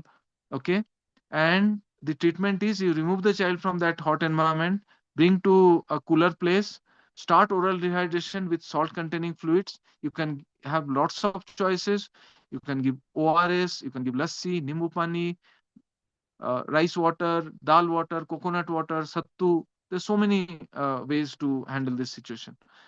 Next slide, please.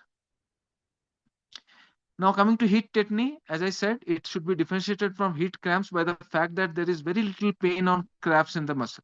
So heat tetany is basically because of hypocalcemia. So there won't be much pain or cramps as happens in a heat cramps. Okay.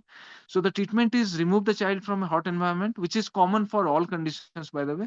Calm the child to decrease hyperventilation, because here the pathophysiology, that's why the pathophysiology is important for every condition, because unless we know that, we will not be able to help the child.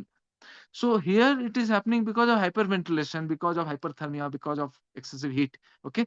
So to calm down the child to decrease hyperventilation. And by the way, when the heat tetany is happening, the child looking at it will also, be less calm. So you have to somehow calm the child to decrease hyperventilation and start IV calcium after admission in a hospital. Yeah. Next slide, please. Yeah, coming to heat exhaustion, as I said, now heat exhaustion will not come in a short time. It will generally occur after prolonged heat exposure. The body temperature will rise, but it will generally not go more than 104. Once it is going more than 104, then more chance of heat stroke, remember. And this, anyways, will lead to dehydration, tachycardia, vomiting, fatigue, headache, but the mental status will be normal. Now this is very distinct, because this somehow we have to remember this, that temperature going more than 104 and altered mental status goes towards heat stroke. Temperature less than 104 or touching 104 but not beyond it, mental status is normal, but rest of the things going towards heat exhaustion. Treatment: remove the child from hot environment, oral dehydration with salt containing fluid, look for dyselectrolytemia in this case. Child may need to be seen in a hospital setting. Intensive care monitoring will be required, IV rehydration, and rule out sepsis. But this is a less serious problem to tackle. Okay. Generally speaking, rehydration either orally or by IV and some amount of supportive care will generally settle this problem. But of course, always rule out sepsis or infection in such cases. Next slide, please. Now I'm coming to the most dreaded one, that is heat stroke. Already discussed by the previous speaker, but maybe this will help in recapitulating once more. Is that in this condition there will be altered mental status, as I said, disorientation, delirium, seizures, obtundation, body temperature will go more than 104. Okay, and without, now these are important because these are all DDs, differential diagnosis, without signs of stroke, history of infection, or signs of medication overdose. But remember one thing, it may so happen that these are co-associated also. The child already was having fever and then went into heat, hot weather outside, was playing for a long time in a very heated environment, and the child may get into heat stroke. Then, as I said, there will be altered mental status also with hot and dry skin. The vitals will be deranged, tachycardia will be there, tachypnea will be there, wide pulse pressure without signs of stroke, history of infection or signs of medication overdose. So these without signs of stroke, history of infection, signs of medication is being emphasized again and again because these three are very close DDs. Okay, they may be co-associated or they may alternatively also explain all these problems. Okay, and important is the context. That's what the previous speaker also said. Understand the context.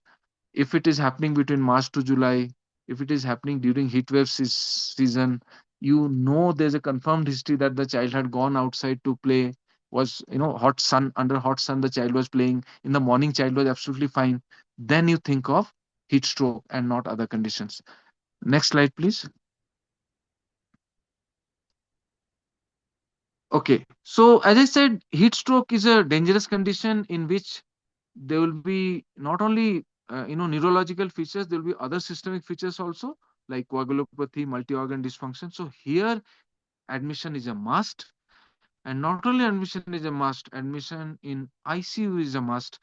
The go by your ABCs, check airway, breathing, circulation, give oxygen, give IV fluid correction, do various tests like blood sugar or ABGs, or electrolytes, liver function test, renal function test, coagulation profile, and even neuroimaging to rule out CNS bleed, etc. This is a serious condition. It will go for an intensive care. Next slide. So just to come back to these two conditions, heat exhaustion and heat stroke. This is very important to understand that in heat exhaustion there will be increased thirst, weakness, extreme tiredness, fainting, muscle cramps, nausea, vomiting, irritability, headache, increased sweating, cool clammy skin, and not hot dry skin as in heat stroke. Okay, there will be increased sweating here, less sweating in heat stroke. Body temperature will go high, but will not go more than 104. Where, on the other hand, in heat stroke, there will be severe headache and neurological features. There will be weakness, dizziness, common again, but the child will be acting or talking in a confused state. There will be fast breathing, rapid heartbeat, hard to wake up or can't wake up because there is altered sensorium. There may be seizures. Here, it will be flushed, hot, and dry skin, and body temperature will go more than 105. Okay, that's how you differentiate between the two conditions. The prognosis also differs a lot, and the treatment also differs a lot. Next slide.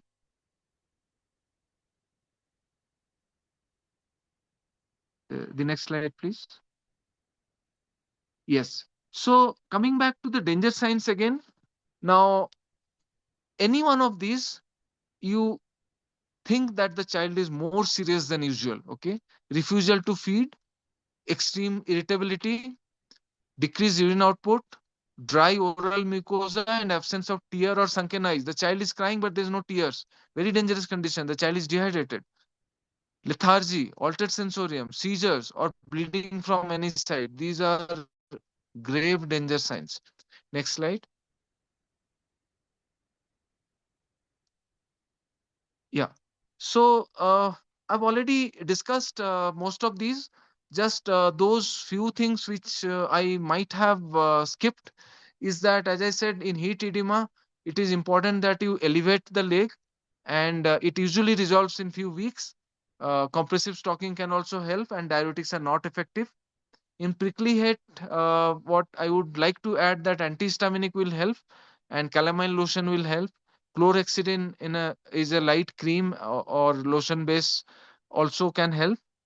And for heat cramps, fluid and salt replacement, either orally or by IV. And in heat tetany, as I said, calm the patient. That is important. So these small kind of clinical pearls, I would say, just remember them and you can manage them very well. Next slide. Then in heat syncope, as I said, it is primarily because of dehydration and hypotension.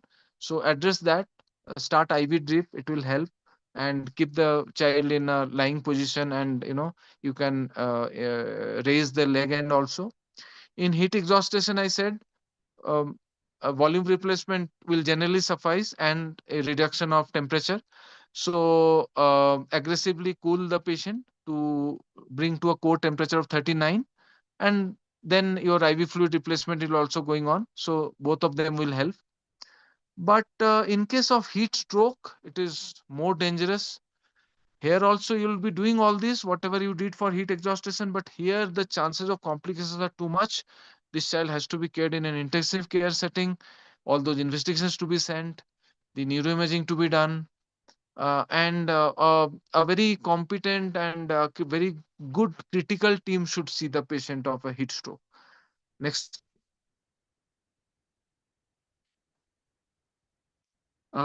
Then coming to the hospital preparedness for heat season, I'm not too sure if it was discussed by the previous speaker. You should have dedicated bed for heat-related illnesses patients in cooler areas of hospital.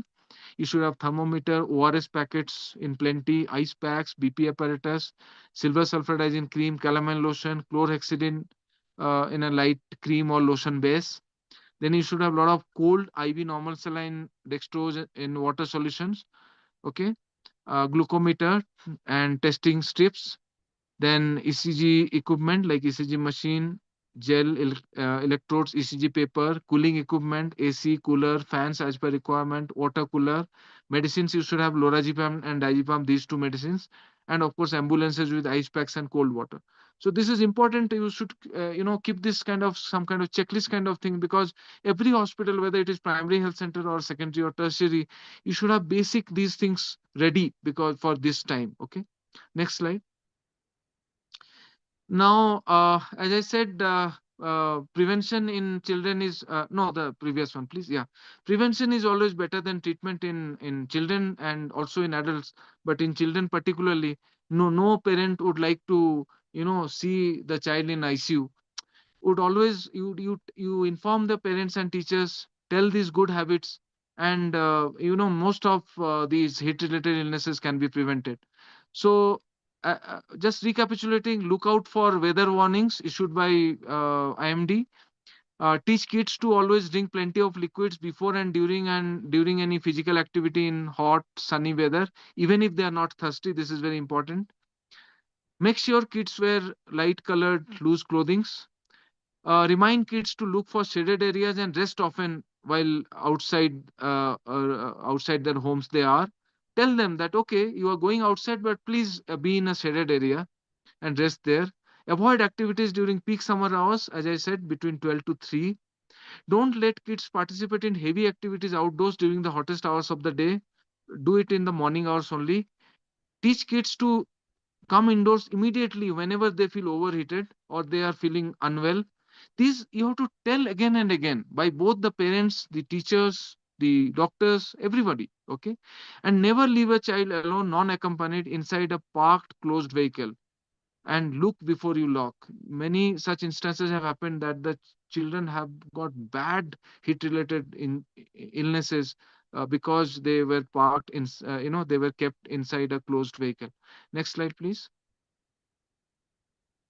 And now the first aid for heat exhaustion or while awaiting help for a child with possible heat stroke. What should you do?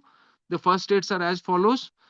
Bring the child indoor or into the shade immediately. That's the first step. Okay, don't do anything there. First thing is bring indoor or into the shade. Remove the clothing of the child while maintaining the dignity of child. Remember, a child also deserves dignity. Have the child lie down, raise the feet slightly. In any of the conditions, actually speaking, heat related, you make the child lie down and raise the feet. Increase airflow to child using fan, and if fan is not there, you can hand fan also. Spray normal tap water or do tepid sponging and keep on fanning. If the child is alert and awake, give frequent sips of cool, clear fluids. But important that a child should be alert and awake. Child should not be having altered sensorium. Otherwise, don't give orally fluids. So once you confirm that the child is alert and awake, please give frequent sips of cool, clear fluids. If the child is vomiting, turn onto their side to prevent choking.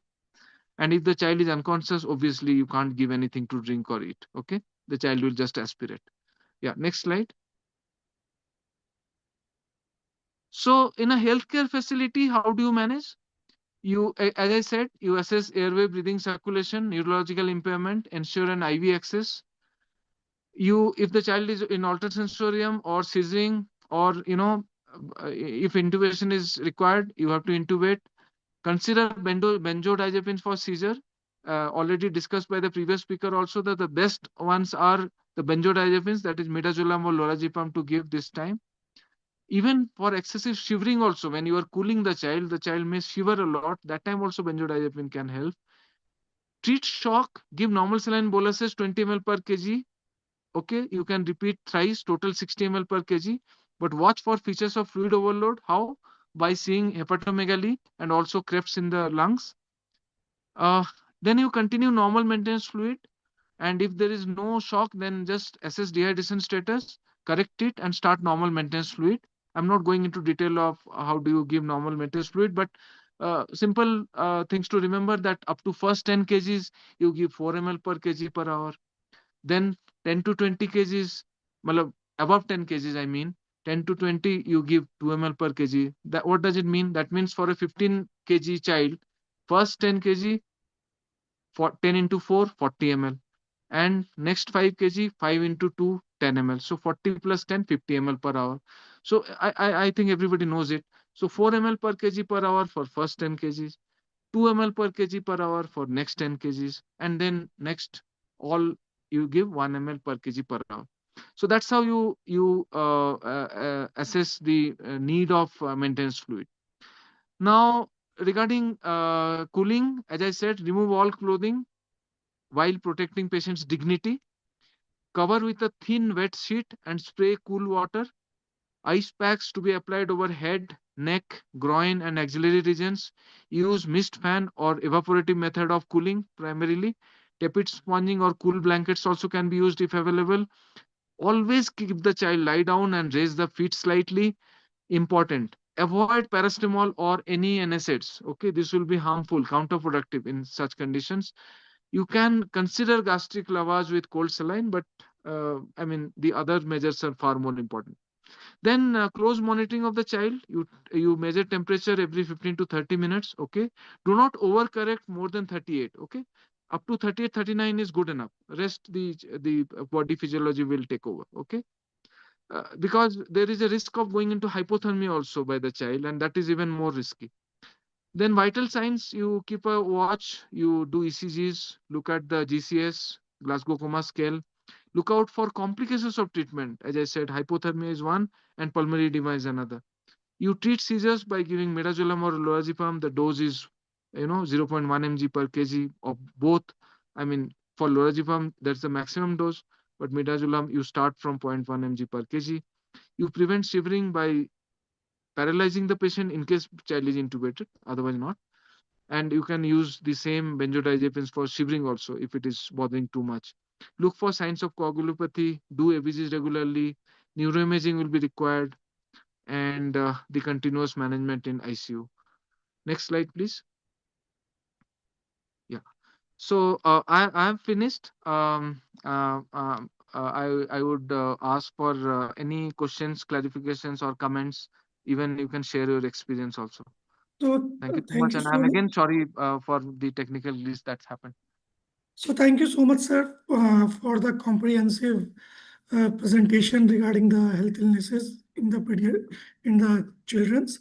And indeed, children are one of the vulnerable uh, population in related to the heat illnesses. So the form is open for the question and answer sessions. So we can wait for 1 minute, and the participants can write their questions in the chat box, and I will take the question one by one from the chat box. So we will take 1 minute for the questions. Yeah, my slides can be shared, sir. I mean, Yes, they sir. are We will all share from the slides. We will they are share all the from slides. open sources. Some are like Yes, some from experience, and mostly from open sources. Yeah, yes, yes, sure, sir. absolutely no problem. We will wait for 1 minute, sir. Yes, yes, sir. There are very nice documents from your own department, sir, which are available in open. I mean, they are also very, very good documents if wants Yes, sir. to know the management and other things. Yeah. Question very good. We have given.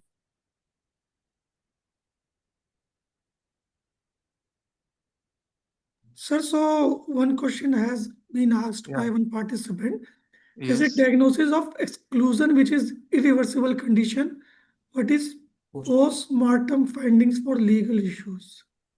I don't know Uh, if it is a clinical aspect. it's not a clinical aspect. And by the way, when we had met for the first time there in your office in Delhi, there was a pathologist also with us. There's a different proforma, if I'm not mistaken. I mean, it's given to the local administration and the hospitals. There's a particular proforma for this, for a possible heat-related illness deaths. Okay, that needs to be followed. There I'm is a not the correct guideline. person to ask, actually. I'm not really aware Yeah. about it. So if I may chip in, so there's a separate Yes. guideline regarding the Yes. autopsy findings of heat-related illness deaths. What would be the findings and what would be your activity in terms of confirmation of this death, maybe in a kind of a verbal autopsy if that is required by the program. So that we can share with the participant. It's also already there in the website as well of the program division. We will again be recirculating it along with the advisory that is to be issued before the season. Yeah. So there one question also came that precaution to be taken is in mass gathering, like Amarnath yatras or different religious activities which is going on Okay. in some states. Yes, the basic principles will remain the same. I mean, availability of potable water, safe water, I mean, some kind of shade, and lots of fan, and health awareness. I mean, some medical, posts where they can be treated, availability of, IV fluids, ORS, water. I mean, the same principles will be followed in such situations also. There's nothing different for them. So, sir, one last question is from my side Yes, sir, that, please. we have ashas in Yes, yes, villages. So yes, we sir. have vulnerable population, which is True, very hard to reach areas also. true. So, what is the key messages which ASHA can give to the community regarding that heat, especially in the heat stroke management Yeah, to the absolutely. community? So whatever my initial first few slides were, they were very simple slides. I mean, there was hardly any medical facts about it. I mean, in pediatrics, we always have an endeavor that whatever the pediatrician knows, the mother also should know. I mean, and in this same chain, the ASA also is there. So there is nothing, no rocket science there. The same principles, same things. ASA should inform the mothers that the children should be well hydrated all the time. Even if they are not feeling thirsty, please have them drink more water. Give them don't give them those junk food and those junk drinks. Okay, those cold drinks and carbonated drinks, sugary drinks. Give them more of homemade lassi, nimbu pani, those kind of things. Keep them in shaded area. Once you are sending to school, please give them an umbrella. You go with them, don't let them be in open sun. And teach them that if they are feeling unwell, they should come back to shaded area. And teach the value of looking for urine color. So all these elements, which whatever we discussed, actually everything an ASA can practice. I mean, there was hardly anything which is very difficult to understand or some medicinal kind of thing. It's more of habits and simple health education kind of thing. No. So, sir, one last question from the participant. Is Yes, sir. TOC applicable in TACO, TACO applicable in children too? TARC Taco, assisted. what? Yeah, what actually speaking, I mean, we don't read much about taco in children, but as I understand, for bigger children and all, I mean, the principles are the same. I mean, there's nothing much to say. I would reiterate the same thing which my previous speaker said. Don't go for what is the ideal one or what is the best one. Do whatever you can do. That should be the mantra, and that should be the message. Even as I said, just sprinkling of water, hand fanning, bringing to a shed, that itself will help and give more and more of fluids. Multiple ways the child will be helped. Outside, say you are fanning, you are giving water to drink. The child is already in shed. So that way, so do what is practical and don't look for the ideal thing or what is the standard of treatment, something like that. Okay.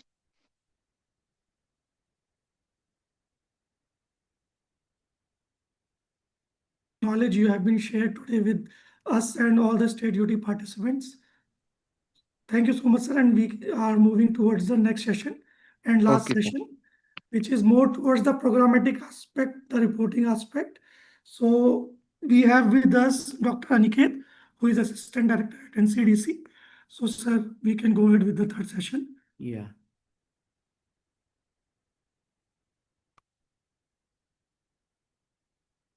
So I hope my slide is visible to all of us. Can someone confirm? Full slide कर दूं? It's visible, Dr. Shashank. Thank you.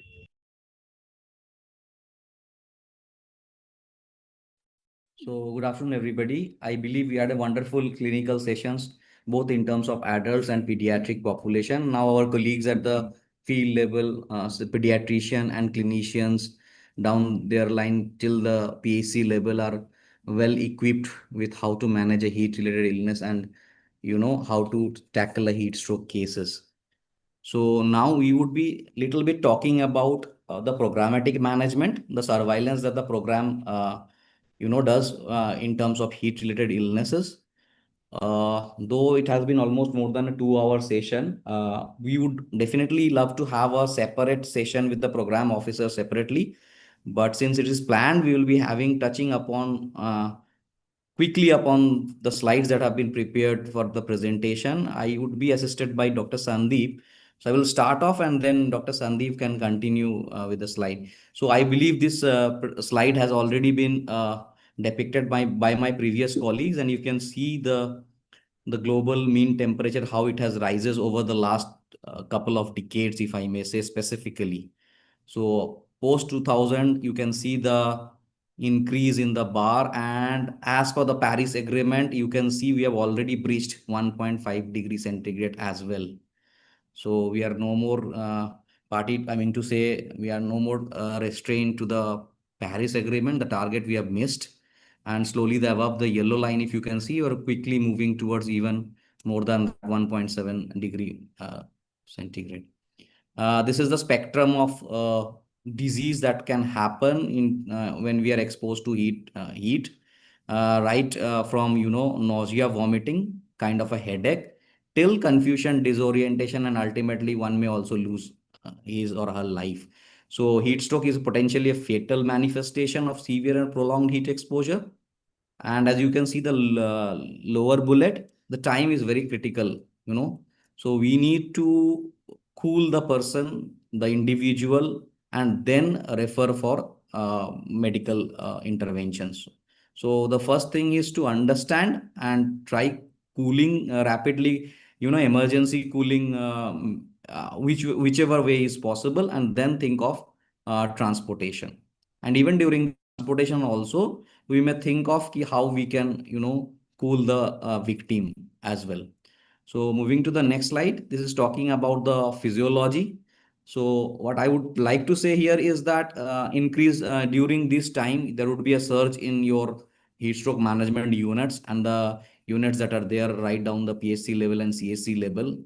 So, and the most vulnerable, if I may say, those are having pre-existing illnesses in terms of cardiac and respiratory and kidney and liver disease. So all the vital organs, if they are primarily affected from earlier, have a most preponderance of having these heat stroke cases. So moving to the next, coming to the program per se, if I may say, this is the old advisory that was issued down the last 24 in 2024 by the then secretaries, which is being associated with the uh, which is being so here you can see clearly it has been mentioned about what is the role of surveillance and when will this surveillance start, the kind of heat alerts that we are going to disseminate from 1st March onwards, and what would be the role of health departments, how would be the health facility being prepared. So we have already shared a facility assessment preparedness checklist with all of you. We would request all the colleagues who are there to kindly fill this checklist, which will help us to understand how is your preparedness in terms of management of heat related illness. Almost the southern part of the peninsular India is still under the curve of this heat related illness has already started. So please do not wait till 1st of March. We would request you to please fill the checklist and give us an idea in understanding what is the level of preparedness, where are the gaps, how can we address the gaps, do we really need to talk with the mission directors and secretaries and additional secretaries that are there in the state. Okay, we require, do we need to also talk with the frontline workers who is the first contact of these cases down the line? So how are we going to sensitize them? What are the things that we need to be spelled out during these community platform meetings that happens? So do's, don'ts, IC communication, everything is there in the website. We would request you to go through the website, and also we will be sharing the communications very soon, and then you can have a look into it. But do not wait till our communication. You may, nothing is going to change in this communication. It would be the same previous communications that we had shared earlier. So we would request you to surf through the program division web page and dig out those communication. You may also dig out your email to retrieve those communications. In a nutshell, what would be the public health measures advised to the state health department? It applies for everybody, not only the state. So the training part, as you can see, training in terms of rapid assessment of suspected heat stroke cases. There's a protocol that has been developed, and also there's a checklist criteria for diagnosis of these cases. Please do not forget to make ensure availability of drinking water at your drinking water and cooling appliances at your health facilities. Heat stroke rooms now need to be operationalized at the earliest. Similarly, ambulance have to be prepared, to cool this victim while transportation. So availability of the ice pack, the tarpaulins that might be required for cooling, the cold boxes that might be required, the thermometers need to be checked, which should be placed there in the ambulances as well as the heat stroke rooms. The multi-para monitors, whether they are functional or not, whether we have arranged for the surge capacity handle करने के लिए hospital की क्षमता. So whether we have made our duty rosters, whether the logistics that are required, as my previous colleagues were mentioning about the logistics that would be required to run the show for heat stroke management units, whether they are available in adequate, whether they are those available logistics have not yet been expired, kindly check the expiry also. So the cooling appliances, their functionality, logistic availability with viable expiry period, usable period, health facility prepared is a checklist that has been shared. Kindly fill up those checklists. For the pole bound state, we have to be careful regarding the mass gathering that are going to happen, whether we are prepared for that, whether we are sharing the data with those, we do surveillance. So you have the access of the data also.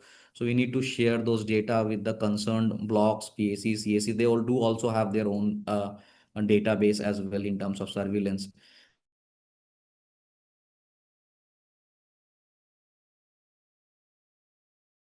And also a solarization guideline. So these are all, kind of resilient measures. So that this also need to be checked at your own facilities. Regarding the do's and don'ts, I think this has been discussed in details.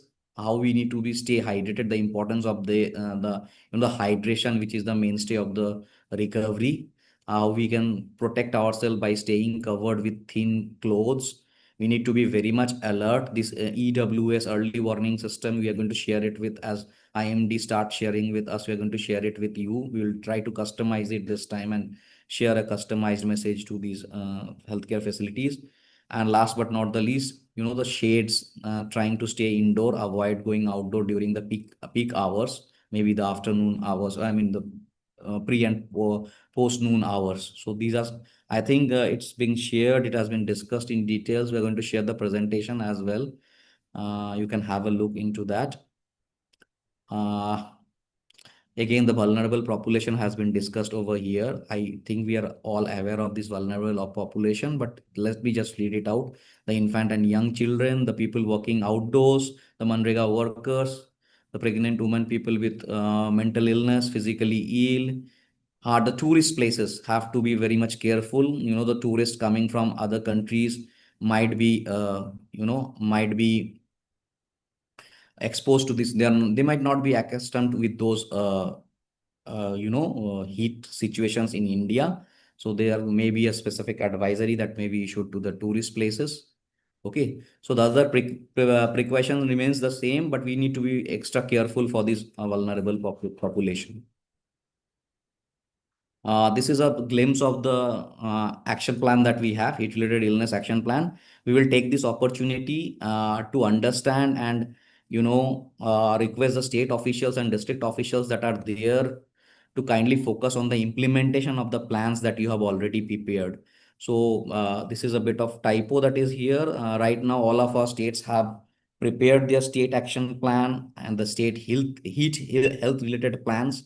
So now we are moving into the district action plan. So though we have received from the district regarding their heat health plan, I would request you, all the districts colleagues who are there, focus on the implementation aspect also. The planning is done. Now we need to focus on implementation.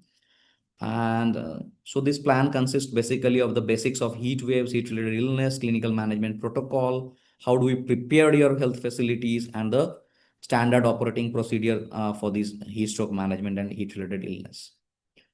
Why do we do the surveillance? So it is kind of assessing the burden of illness that is there due to heat. and it helps us to understand how do we respond to this burden. So there are specific documents that have been prepared for this. We have a surveillance guideline. We have a state action plan, the national adaptation plan, and we do surveillance to understand, the countermeasures that need to be taken during the season as well. So these are basically the three reasons why we do the surveillance. Now, in terms of indicator, if I may say, on the left hand side of the slide, my left hand side, you can see we basically talk about suspected heat stroke case, suspected heat stroke deaths, and last but not the least, the confirmation of the heat stroke deaths. So here we would request you to the state, district, and the blocks to please pay focus on confirmation of the heat stroke deaths. We have autopsy documents wherein you can, three-membered committee is there who is supposed to do this confirmation. So a lot of death remains unconfirmed after the season. So we would request the colleagues who are there from the blocks and states to please focus on monitor on how much of the deaths have been confirmed as well. This is regarding the indirect heat health impact. If you can see the surge in the OPD and IPDs in the medical emergency, pediatric emergency, and the casualty. And similarly, the morbidity indicator, the confirmed cardiovascular death, the suspected heat stroke death, and other death, any other death, broad death. Broad death should also come into the suspected heat stroke death ambit. So with this, this is the onion peel diagram, if you can see, wherein you can see if you start from the subel center as a suspected heat stroke case, which is the big outside peel of the onion, and going forward the confirmed heat stroke death. You can see the diameter of these peels, so that give you an idea of what is the burden. But I believe if the confirmation has been seriously taken care of, so that can reduce the gap and give us a clear idea of what the burden is. So with this, I will stop here. I would now request my colleague, Dr. Sandeep, to take it forward, starting from the case definitions. Thank you. Over to you, Sandeep. Thank you, sir. I hope I'm audible. You are audible, Dr. Sandeep. Okay, okay, sir. So, as discussed so far, there is a national heat stroke and death surveillance. Now, it's very important that we understand which cases to report when it is heat stroke under the program. Clinically, there are multiple dimensions to it, but under the program, the case definition is uh, altered mental status, including disorientation, delirium, seizures. And with this altered mental status, if there is a rectal thermometer available, elevated core body temperature of more than 104 degree Fahrenheit. If the rectal thermometer is not available, we can, through examination, look at the hot and dry skin with deranged vitals like tachycardia, increased heart rate, increased breathing, or pulse pressure is high, wide. And the third condition is it should, both of these should be without signs of a stroke, that is a cerebrovascular stroke, history of infection, or signs of medication overdose. So a suspicion of heat stroke is required for reporting. We don't need a confirmation that yes, this is a heat stroke to report it, but suspicion can be reported under suspected heat stroke cases. Death is when, in all of these three case definition conditions, if the person dies within the facility or is brought dead, then it can be reported as a suspected heat stroke death. Next slide, please. How do we confirm the heat stroke case, heat stroke death? Uh, Before we mentioned three conditions: the history, the temperature, and negative history, that is no cerebrovascular. On addition of that, if there is a clinical case sheet which a treating physician has filled, there is a checklist for that. or if there is a post-mortem report that mentions that this is heat stroke death, or if a death investigation has been undertaken by the medical officer or district epidemiologist, or a three-member committee report as per local administration or state guidelines as confirmed. So this is required for confirming a heat stroke death. For cardiovascular death, we have been practicing this. If there is a myocardial infarction, heart attack, or a cardiac arrest, or any procedures or hemorrhage has happened, clinically, if a treating physician, medical officer can say this is cardiovascular, that is accepted. Post-mortem is not required. Next slide, please. So there are these tools and resources on the NPCCHH website. These have also been shared with the state and district nodal officers. We will recirculate them. You can go through this and use it as a handy uh, resource while and a useful resource while you are encountering any heat stroke case or heat stroke death.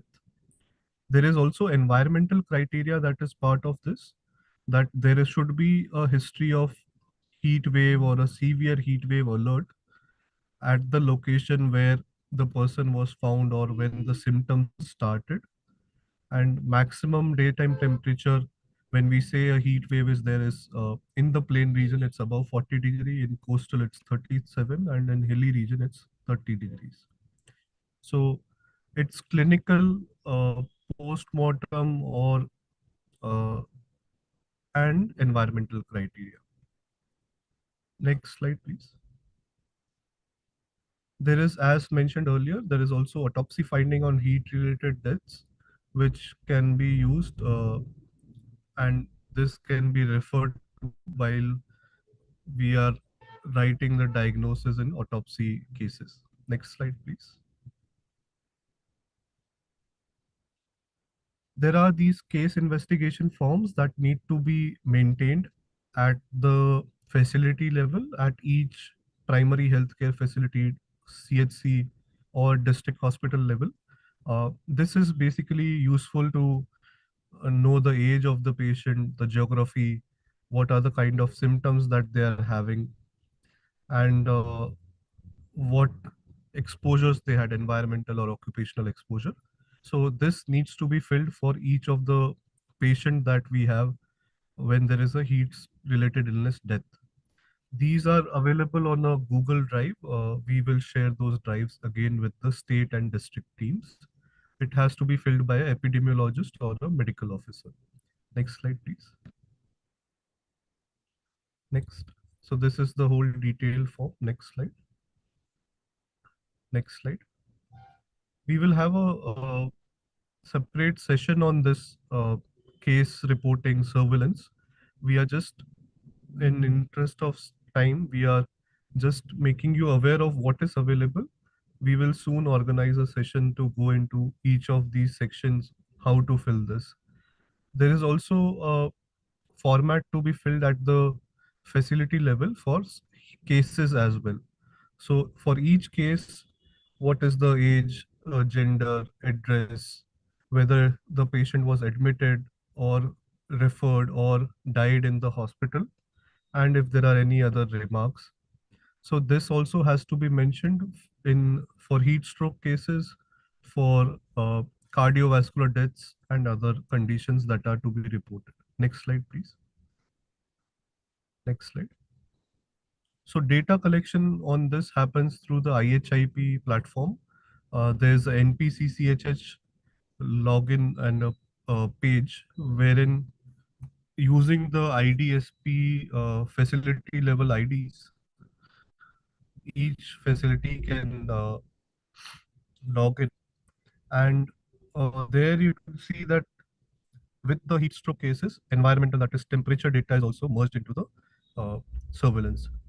There has to be daily reporting of cases and death, and this has to go on year round, not only during the heat wave season, but to also see a baseline how death happened during rainy or winter season, it has to happen year round. So in the summer, if the number of cases or death increase, we can compare that yes, baseline is this much.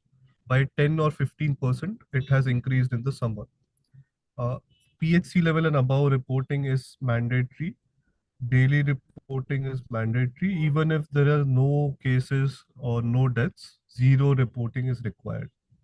There is monitoring dashboard for state and district level. I'm sure all the nodal officers are aware of this and can reach out to us if there are any queries regarding this. Next slide, please. This is how the web page looks like when we open the portal. Initially, there has to be numbers of cases visited, number of deaths. And if there is a heat stroke case or a heat stroke death, details, that is case-based details, have to be entered, like we saw earlier in the format as well. Next slide, please. So aggregate is for emergency attendance and total deaths, and case-based is for heat stroke cases and death and cardiovascular deaths. Next slide, please. So there is also a learning platform which is available for dummy data entry if anyone wants to try it out. There is a learning portal which can be used, and till the heat season that can be used to uh, learn more, understand how the platform works, and if there are any challenges to identify that early. Next slide, please. Yeah. So we will come to this in the next webinar wherein we go into details of each of this. So emergency medicine, emergency pediatrics, casualty, those numbers we have to enter over here. How many cases have visited, how many deaths have happened due to heat stroke, cardiovascular cases, or all cause deaths in the facility. Next slide, please. Yeah. Next, we can, I think, keep going ahead. Next slide. Yeah, clicking save is important because otherwise you will lose the patient, whatever data you have entered. There are some fields that will be auto generated. That is the total cases. You don't have to enter data into that. Next slide, please. Yes. After that, you have to go to a new patient record if there are any line list data to be entered. Next slide, please. So does the patient have any card, that is socioeconomic card? What is the occupation? Where was the patient before the onset? In addition to the name, age, details of the address and other things. Next slide, please. Next. Next. Occupation is also mentioned over here. There are different options, uh, up to 12 options. And then if there is others, we can enter that also.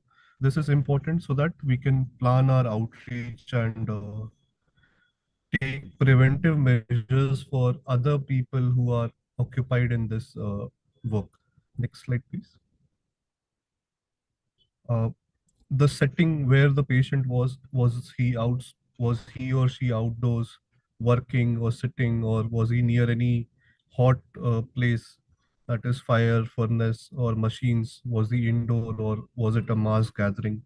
This is from a public health point of view important to frame advisories and take preventive actions. Next slide, please.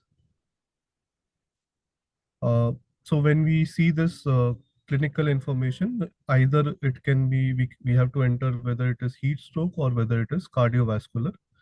Next slide, please. Yeah. Next. Outcome of the person, health outcome, whether the person is admitted, died, referred, or recovered, has to be entered so that for each case, we know what happened in the end. Next slide, please. And you can change this data for up to 3 days after reporting for each of the patient.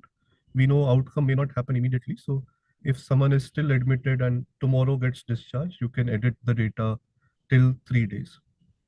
Next, we were talking about cooling and rehydration. So after intervention, what is the status? Has the patient improved, or did he require any further treatment? Next slide, please. It's also very important. We heard Dr. Ajay talk about chronic illnesses, diabetes, hypertension. So to capture that, if there are any conditions which are making people more vulnerable to heat stroke. Next slide. Yeah. So this, as we mentioned, this can be changed. Update of the preliminary patient record for up to 3 days. It can be done through this edit button on the screen. Next slide, please. Next slide. So I think we have covered most of the line list details as well. We can keep going. Next slide. There are certain details for death cases that has to be entered, whether it was whether the disease was found unconscious or dead, or did he die in the hospital, whether the heat stroke is confirmed, where was the patient found, was it at home, workplace, gathering, on road, or other areas. Next slide, please.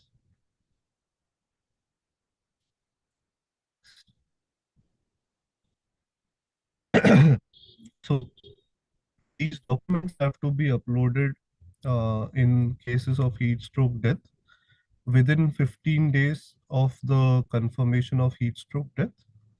Either one of these documents, it's good if we have all three. It has to be uploaded on the website so that review at national and state level can happen, and necessary reporting to the other ministries that are related, that are overseeing the heat, can be done. Next slide, please. Next. I think we can keep going. Next. Next.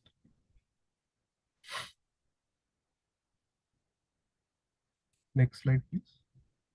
Yeah. There are these forms also available on the portal dashboard. You can download this checklist, FAQs, and other resources from these uh, website. Next slide, please. Yeah. So data entry, as we mentioned, happens at the health facility level from PHC level and above, and review has to be done by the district and state officials. We need to keep in mind that uh, correct and accurate reporting happens. We uh, want you to report all the cases that meet the case definition. We don't have to under-report or over-report because of compensation-related challenges that may be there at the state level. So an accurate reporting is very important and is reviewed at all levels. I think I'll stop here, and uh, if there are any questions, we can take that.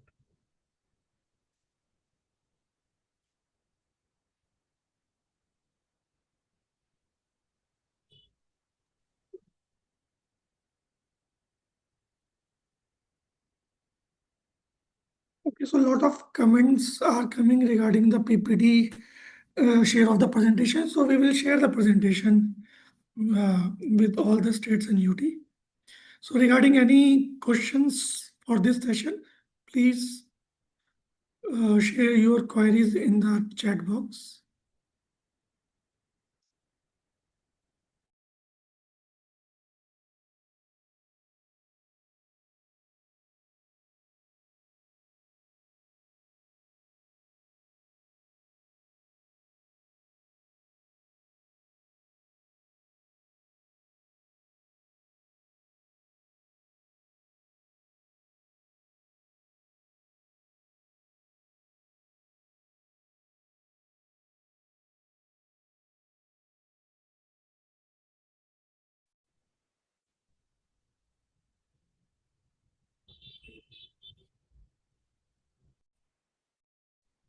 I see a question on I adding think no or more queries, removing Dr. Sandeep. facility.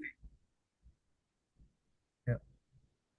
just a question on adding or removing the There is a facility. one question, how can we change or update facility?